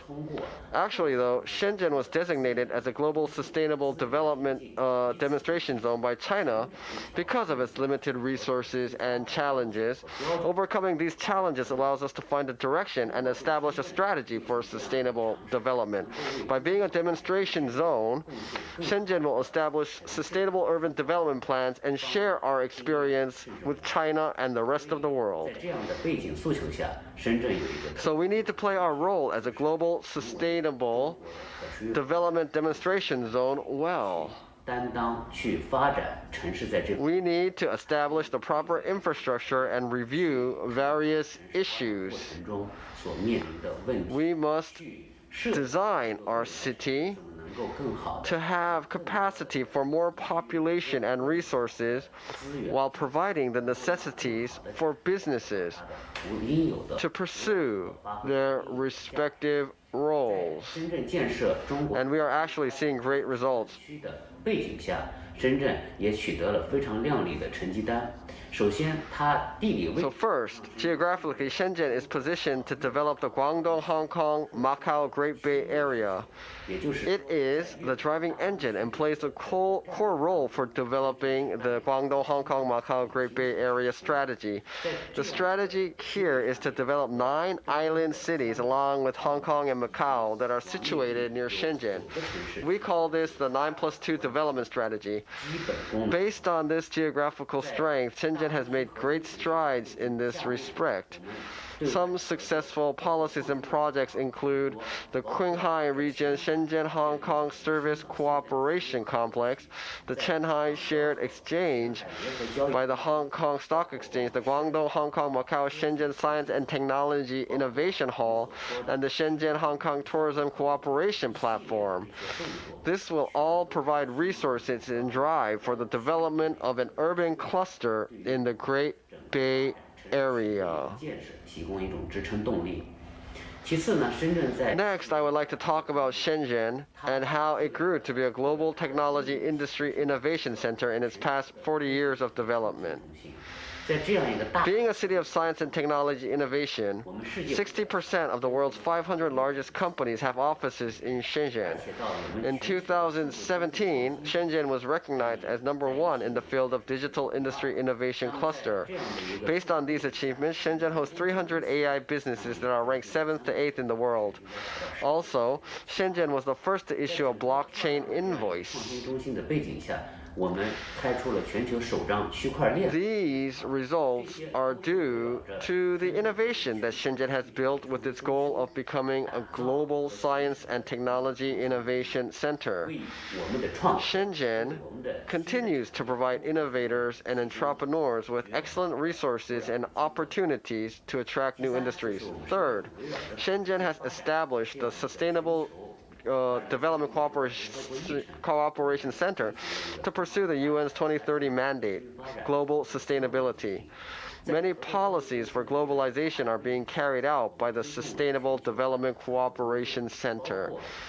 This includes the 2030 Sustainable Development International Forum in 2019 and the Unleash Global Youth Innovation Camp. The Unleash Global Youth Innovation Camp attracted many young innovators and entrepreneurs to Shenzhen. More than 1,000 participants from around the world came to Shenzhen and visited major industries along the innovation belt in Shenzhen and participated in various events around innovation and startups. They converged their ideas with industry demands. The startup ideas of youth satisfied the demands of the market and city, and many entrepreneurs were able to gain opportunities to market access and were able to unleash potential value. These are the results of Unleash Global Youth Innovation Camp, and the meeting was a great help to Shenzhen in attaining necessary technology innovation and talent development for Shenzhen's urban development. We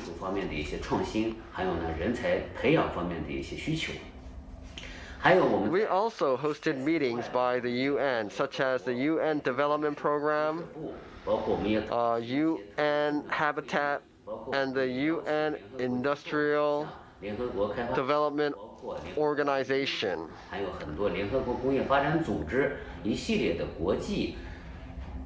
This attracted the interest of many global talents to Shenzhen.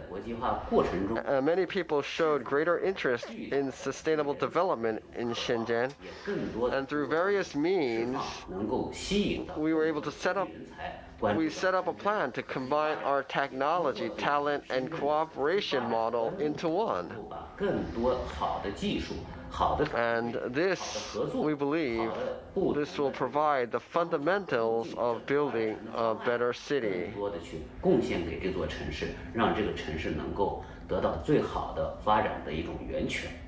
In addition, in 2019, Shenzhen hosted the Artificial Intelligence and Robots Summit, which is a big international event.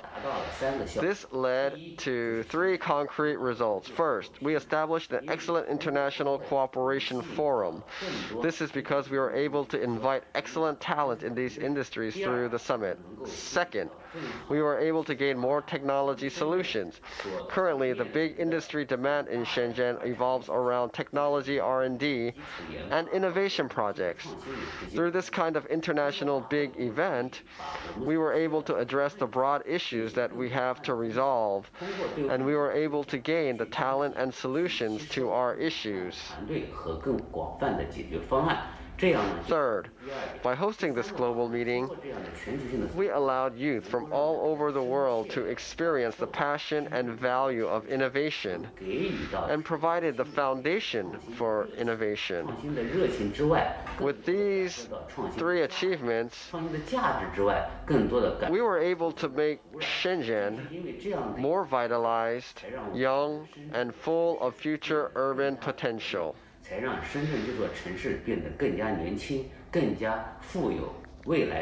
So let me move on to my next topic. Another important direction for us is low carbon policies. Shenzhen is dedicated to low carbon and eco-friendly policies that respond to climate change issues in its urban development process. By building an excellent platform, we have created an atmosphere that respects innovators. For example, Shenzhen is a member of the C40 cities, and its carbon emissions trading volume is at global levels. Also, Shenzhen is the first in the world to achieve 100% electric public transportation, which is a very big achievement. This is not just an achievement in public transportation, but the overall traffic system and green transportation experience is impacted. This provides a great example and experience in establishing a 100% green transportation solution. Therefore, 100% pure electrification of public transportation for the first time ever in the world shows a meaningful way towards further eco-friendliness and low carbon emissions in designing traffic infrastructure and other innovations.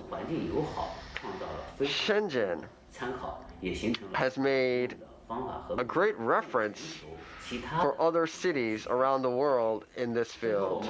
Finally, let me go back to the discussion about innovators and entrepreneurs. We know that globalizing our innovations and opening Shenzhen to the global innovation is an important task for Shenzhen. According to how we do this, many innovators will appreciate Shenzhen and have confidence in Shenzhen. The strength that Shenzhen has as a city in business climate is that we provide firm foundation for startups. What I mean is that we here at Shenzhen do not discriminate based on skin color, nationality, or region, but allow the convergence of various directions, values, and philosophies. This is an important base to develop innovators and entrepreneurs from all around the world.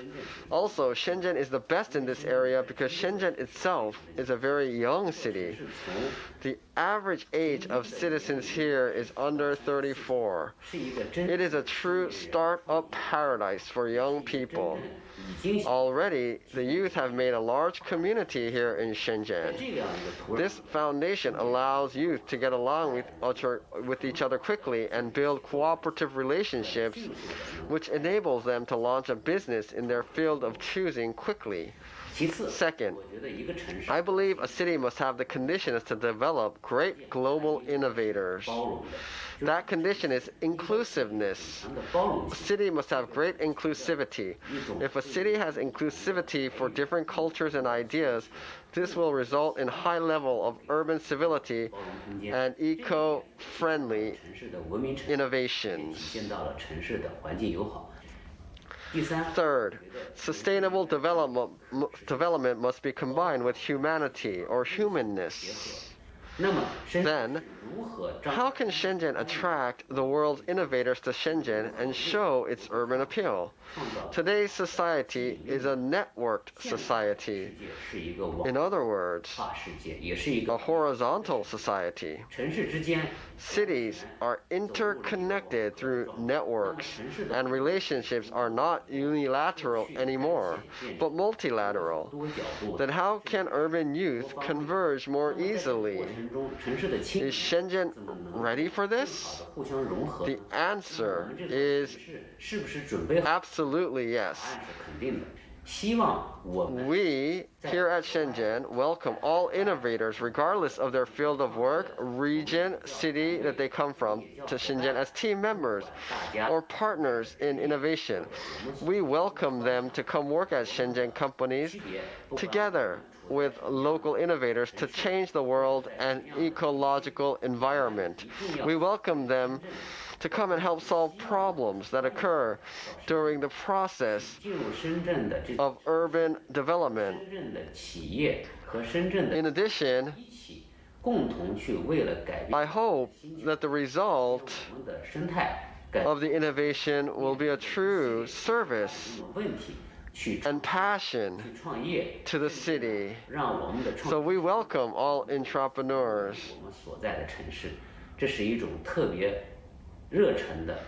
We welcome all entrepreneurs and innovators to Shenzhen. That is my hope. Finally, I hope that this Seoul Innovation Week event will attract many innovators and create a stage and platform for their work. And I hope this will foster more exchange and give results to the innovators that they seek. I hope that many young innovators and entrepreneurs will become part of the Shenzhen family to achieve their aspirations and make the earth a more beautiful and pleasant place to live. Please make this world a more humane and sustainable place. Thank you. 네, 이렇게 해서 마지막 발표. So that was the final presentation of this session. 전환 세션. And we're here in the transition session number 4. And we've looked at the examples of global cities on how they're trying to transition their cities and what they are planning and doing. So the 2020 Seoul Innovation Week, 4th session, now we're going to go to the panel discussion.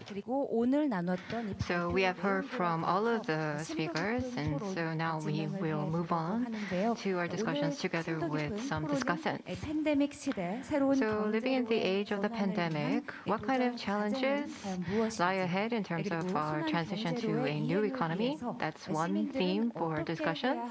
And what should be the role of the citizens to implement and execute the transition to a circular economy? So regarding these themes, please feel free to post your questions online or your comments as well. So let me introduce our discussants.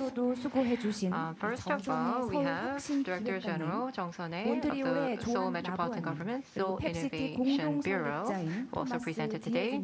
Mayor Lee Dong-jin from Dobong-gu County, and Ms. Johanne Loboa from Montreal City, Mr. Thomas Diaz, co-founder of Fab City, and Ms. Lee Eugene from the Green Transition Research Institute. And let me introduce our moderator, Professor Yoon Sun-jin. 네, 여러분 안녕하세요. Yes, good afternoon. 입니다. 반갑습니다. Actually, I will be moderating. My name is Eugene from the Green Transition Research Institute. We heard from 7 speakers about various case studies.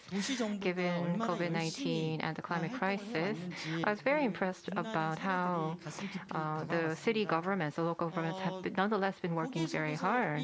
I think we saw some very remarkable cases. I think 3 key words stood out the most for me. First was donut. Second was time.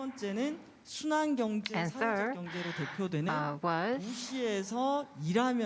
working and living in the city in the context of circular economy and city transition. So the donut symbolizes how you have to live within the boundaries. We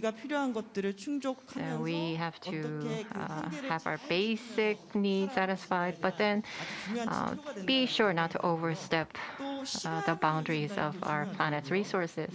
I found time was very important too. Ms. Jung Sun-hae of SMG talked about jobs within 30 minutes proximity from home, and the 15-minute city initiative from Paris, how actually people will be able to enjoy themselves and not always be in a rush. And we heard about Helsinki, the Kalisatama city. So in this city, the public officials, how can we make this city? They think about that and they look at the citizens' time. Let's try to save the time of citizens 1 hour a day. That's what they're doing. So the unnecessary time that we waste in our lives, we're trying to get rid of that and make a place where people can connect with one another. This is time we can use to make a sustainable city, to be happy. Let's make time for that. That was the direction, basically, of that.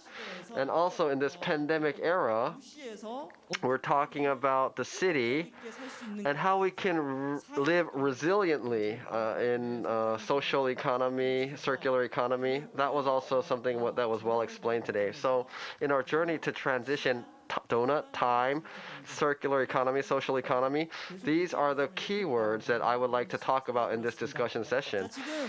And so as the discussant, we have two people on video online, and then right next to me we have from Seoul City, Jungsun-e.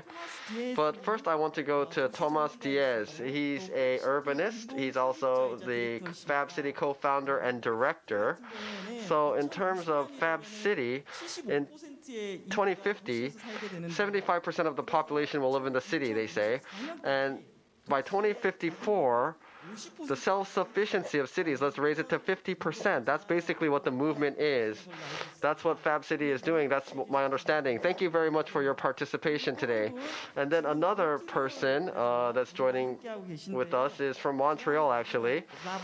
So it's Joanne Lavoie. It's 5 o'clock in the morning right now in Montreal, my understanding, but thank you very much for being with us early in the morning, and she's online with us as well. So let's look back on the presentations and talk about it. And there's two questions that we have in common that we would like answered by discussants, I guess. First, in the pandemic era, we have to transition to a new economic system, but when we do transition, there's a lot of obstacles that we'll face. What kind of obstacles are there in the transition? How can we overcome these obstacles? That's the common question number one. And the second common question is, when we go to a circular economy, there's a lot of stakeholders that need to build partnerships, and citizens have to participate as well. How can we facilitate that? So those are the two common questions that are out on the table. So let's start with Tomas Diaz. You have about 7 minutes to give your discussion. Thank you very much. It's a pleasure for me to be in contact with Seoul. It's a city that has been very involved in the Fab City movement for some years now. And I'm really enjoying to see some very well-known friends like Carlos Moreno, also the work of the Dono Economics and the work of Kate, presented by the team of Amsterdam, and of course knowing from Montreal as well, which is as well soon to be a member of the Fab City Global Initiative and host of the Fab City Summit next year. I'm really fascinated because it seems that we are in a super interesting moment in which many things are converging. For me, one critical convergence is the one related with the multiple crises that are coming together. The pandemic is just accelerating some of them, but definitely this is just like a first taste of the upcoming crises that are, I think, the consequence of the 250-year-old industrial development model.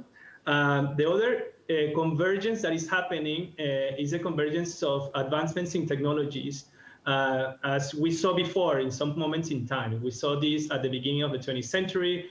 We saw this in the 15th century. We also saw this with the advancement of Industrial Revolution in the 19th century. In this case, the technologies that are converging right now are in one hand, of course, the digital technologies, but in the other hand, the technologies of fabrication, also the capacity of creating extended intelligence with machine learning and artificial intelligence, and the soon-to-come reality of the synthetic biology, which is really going to offer us a possibility to reconfigure the way we relate with the planetary resources in order to live in our cities. A new convergence that I think, and I'm fascinated also about, is the convergence of projects in different cities and regions that are trying to tackle with these complex problems, right? And I think that when you see what is presented from Shenzhen, from Montreal, from Amsterdam, from Seoul, also you can see it's the same that efforts that are doing many cities in the world. So there is a convergence of efforts in the cities, which I believe it brings a lot of opportunities, but also it brings some challenges, and I'm going to propose some ideas in order to tackle those challenges. First, that I believe that this is not a race and it's not a competition about who's going to be the most circular city in the world. I think that we need to evolve the idea of competition and somehow evolve the Darwinian model of understanding evolution and understanding evolution from the point of view of collaboration. And I think this is critical to make all these movements around the cities and the regions to converge and to join efforts and to addition efforts.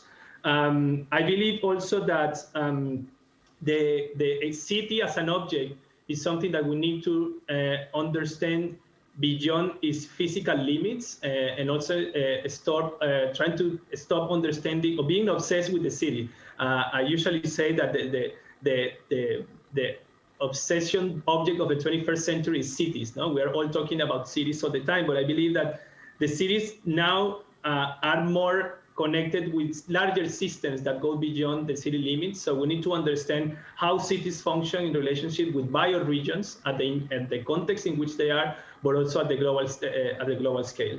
And then finally, and I think that it's important to put our efforts to reconfigure our material ecologies and the way in which we produce and consume almost everything in the world. And this is the effort that we're trying to do with the Fab City Global Initiative, is understand that we can use this technological convergence that we're having today, especially with the power of digital fabrication, to distribute manufacturing and evolve the linear model of extraction of products, of raw materials, turn them into products and turn them into waste in order to bring back manufacturing to the city and its bioregions and being able to be more resilient and to be, of course, more sustainable and able to keep the atoms circulating at the local scale and keep the bits of information circulating at the global scale. 도시가 연결되어 있고 cities are interconnected and many digital or diverse digital technologies should be taken advantage of. We have to think beyond the constraints or the boundaries of the city. So thank you very much. And let's build on that and hear from Montreal's perspective. Ms. Johan, what do you think about our two themes? What challenges lie ahead in terms of transitioning to a new form of economy?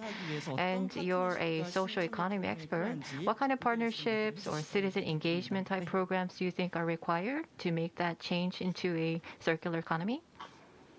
Well, good afternoon, everybody. Very pleased to join you in this event. Well, in Montreal, for the social economy, for sure, the challenge actually it will be to fully recognize its contribution to the economical transition. The challenge it is facing is to succeed, to fit into the new direction that are emerging. So the coming public policy must include social economy. For example, with the pandemic, we experienced in Quebec a huge shortage of labor in health sector, healthcare services and nursing homes for the elderly. The government responded by offering employees a pay hike and a bonus as well to improve the situation, the working conditions. The government therefore thought only of employees of the public health network and housing services. But with such a focus on healthcare alone, all the positive contribution of other home support measures for vulnerable people have been ignored. So social economy enterprise, what that says is that social economy enterprises providing domestic help have not benefited from the decreed wage increases. Today, well, the situation has been improved. After strong protests, the government recognized the contribution of these companies, those social economy companies, the quality of their capacity to respond to the crisis and increase their wages. That happened 2 weeks ago only. This is only one example of the challenge that represents the economical transition. Social economy clearly needs to monitor government actions more widely and works for the inclusion of social economy initiative in the new public policies. As for the question of citizen participation in a circular economy, social economy and circular economy certainly share the same ambition of reconciling economic, environmental, and social issues for the territory. We still need, for social economy in Montreal, and I think Quebec as well, we still need to target the most promising business sectors and business models for social economy enterprise in the deployment of circular economy loops. Historically in Quebec, we had social economy enterprise present in the reuse, sorting, and recycling of residual material. No problem. We have a lot of them, and still some are thriving. But at a time when it becomes imperative to collectively shape the social and ecological transition, the values, practice, and modes of development specific for the social economy, specific to the social economy, make it an ideal vector for accelerating this transition. Through their democratic functioning, the way they work, through their democratic practice, their territorial roots, their responsibilities, and their social benefits, social economy enterprise are seen as a link with great potential to accelerate the circularization of the economy. This is, I think it's a fact for Quebec and also for many other societies. Transition to a circular economy cannot take place without the participation of citizens, of course.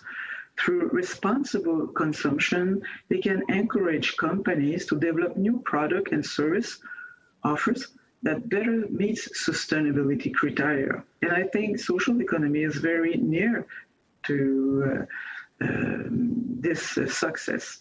So that will be all for my presentation.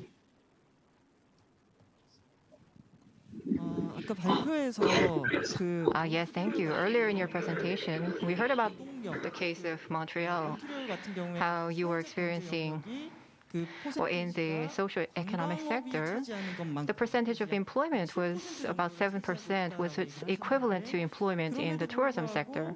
But nonetheless, in the transition to a new economy, the level of awareness toward the contribution of social enterprises is still necessary, despite its big, obvious contribution. So social enterprises, despite the pandemic, was more resilient and able to recover faster than other sectors because of its democratic functioning, its connection, the fact that it's rooted in the underlying community. So thank you very much. And then let's turn back to Seoul and hear from Director General Chung Sun-ae. So I think you asked two questions. First of all, in terms of the transition to the new economy, we have to make sure that we don't hurt the planet's ecosystem while maintaining our quality of life. We have to have that kind of strategy, and it has to be quite firm and with some scale. Now, what are some stumbling blocks that are blocking us in this endeavor? If we stop right now, some people will collapse. So we don't have that kind of protective safety net in place. So some things we need to be bold, but we're reluctant because of concerns for the lack of the safety net. So there are lots of laborers who are working in the carbon-related fields. We have to have justice for these people as well in the transition.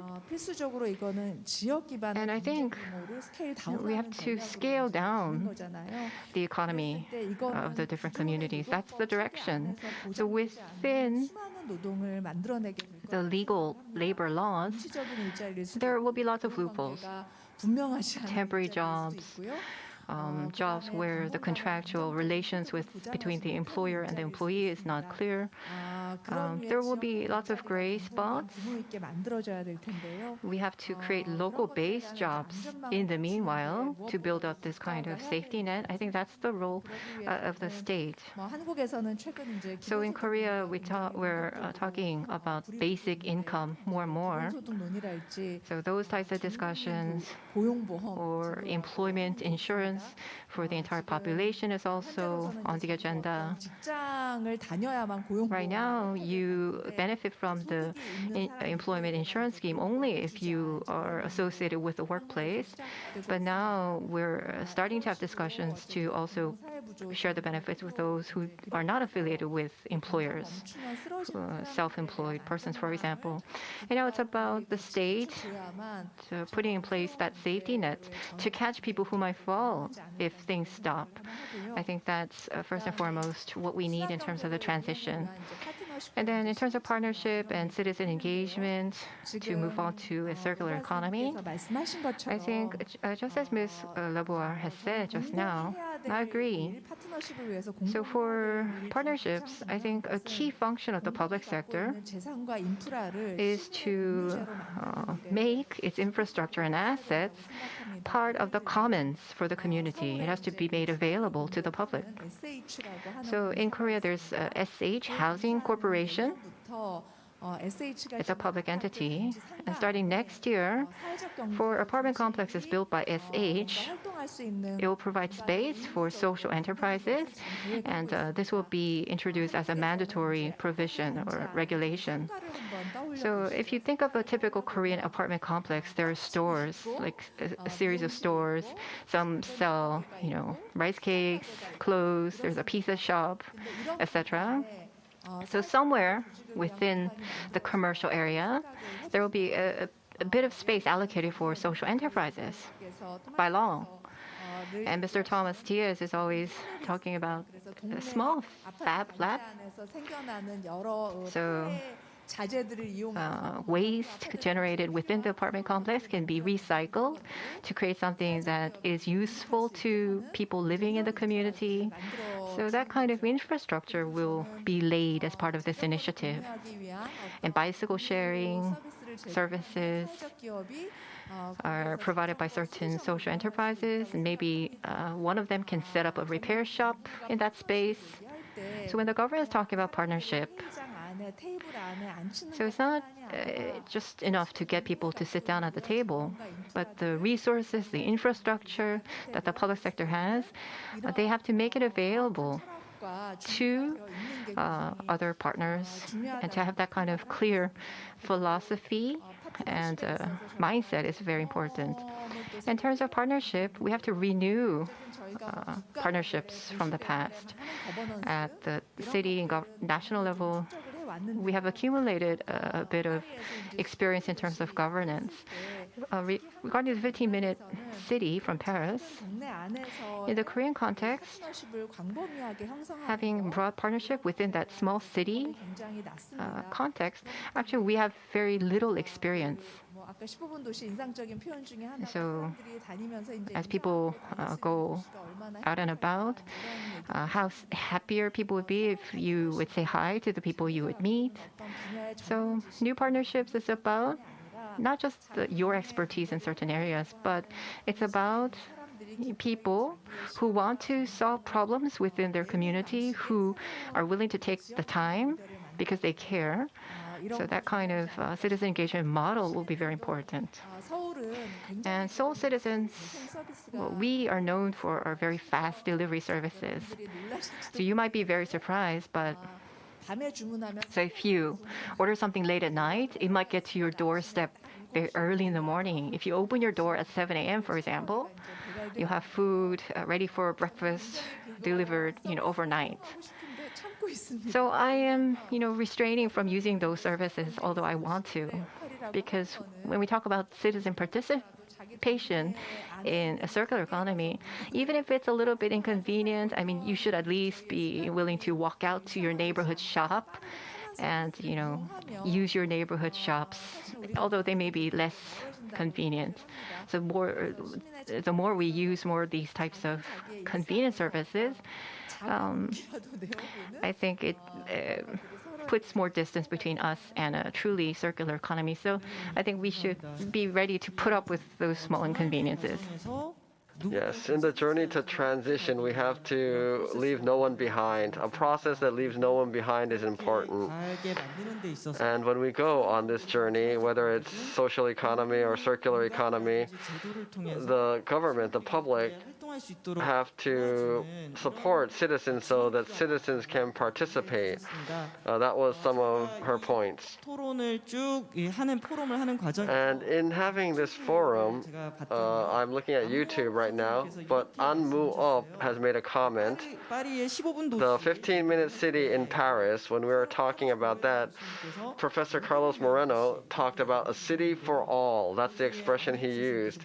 And this person, Anmu Up, on YouTube says, we go and walk, and in the city, old people can access various services. Even low-income people can just go out without any equipment, can go out and be healthy and participate in sports activities. We need that space.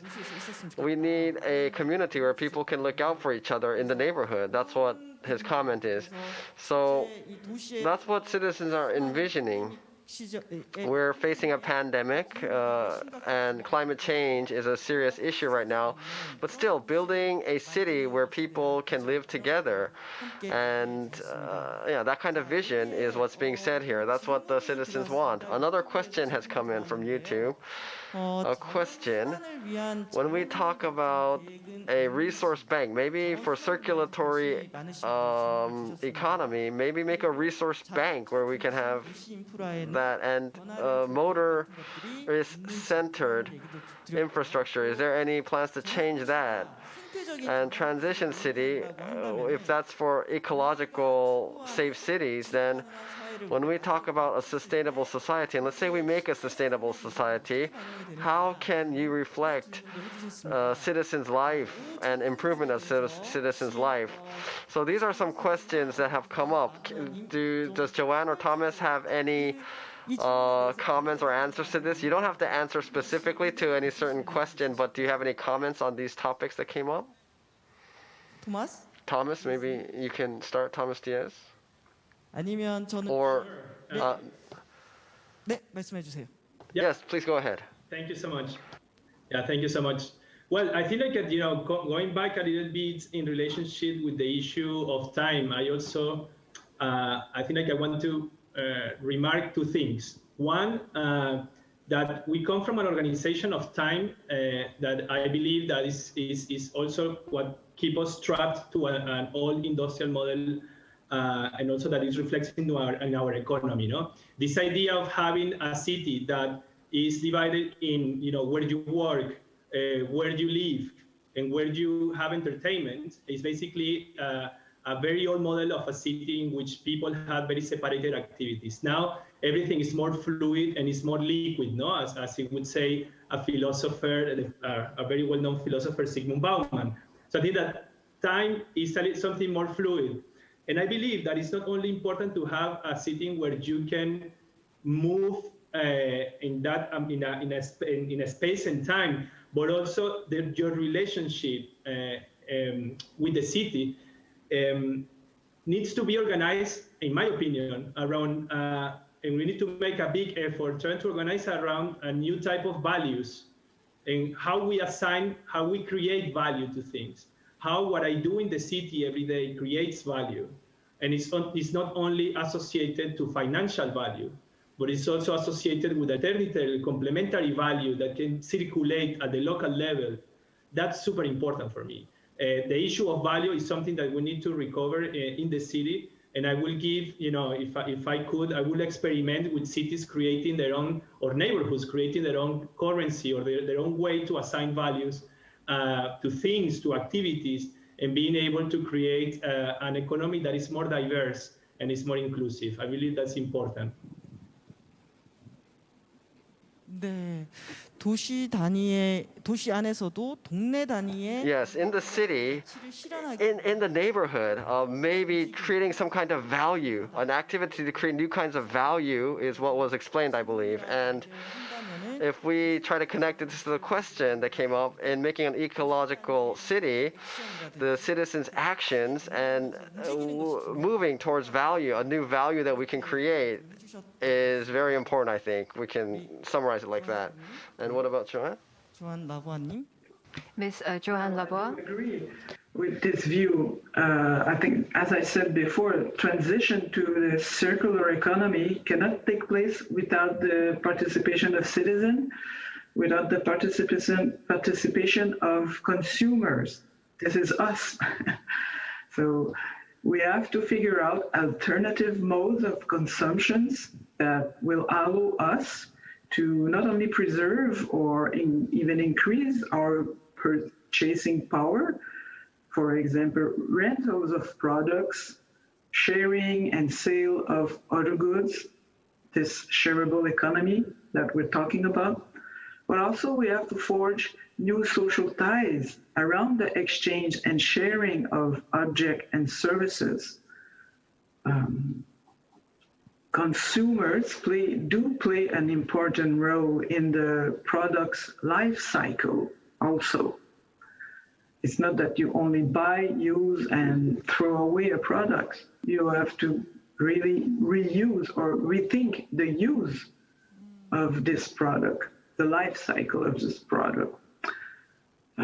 More often than before, the consumers are the ones who decide whether a given product will be repaired or thrown away, donated, resold, or recycled. It's us who decide that. So we do have an important behavior as consumer,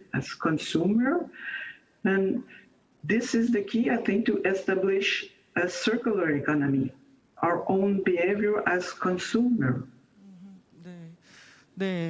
circular economy 순환 Yes. So in terms of transitioning to a circular economy, great role to be played by citizens, especially in terms of the recycling or life cycle. So regarding resource bank, maybe we can hear about Seoul. Recycling or citizen-led sorting of waste. I understand there are some plans to link that up with social enterprises in Seoul.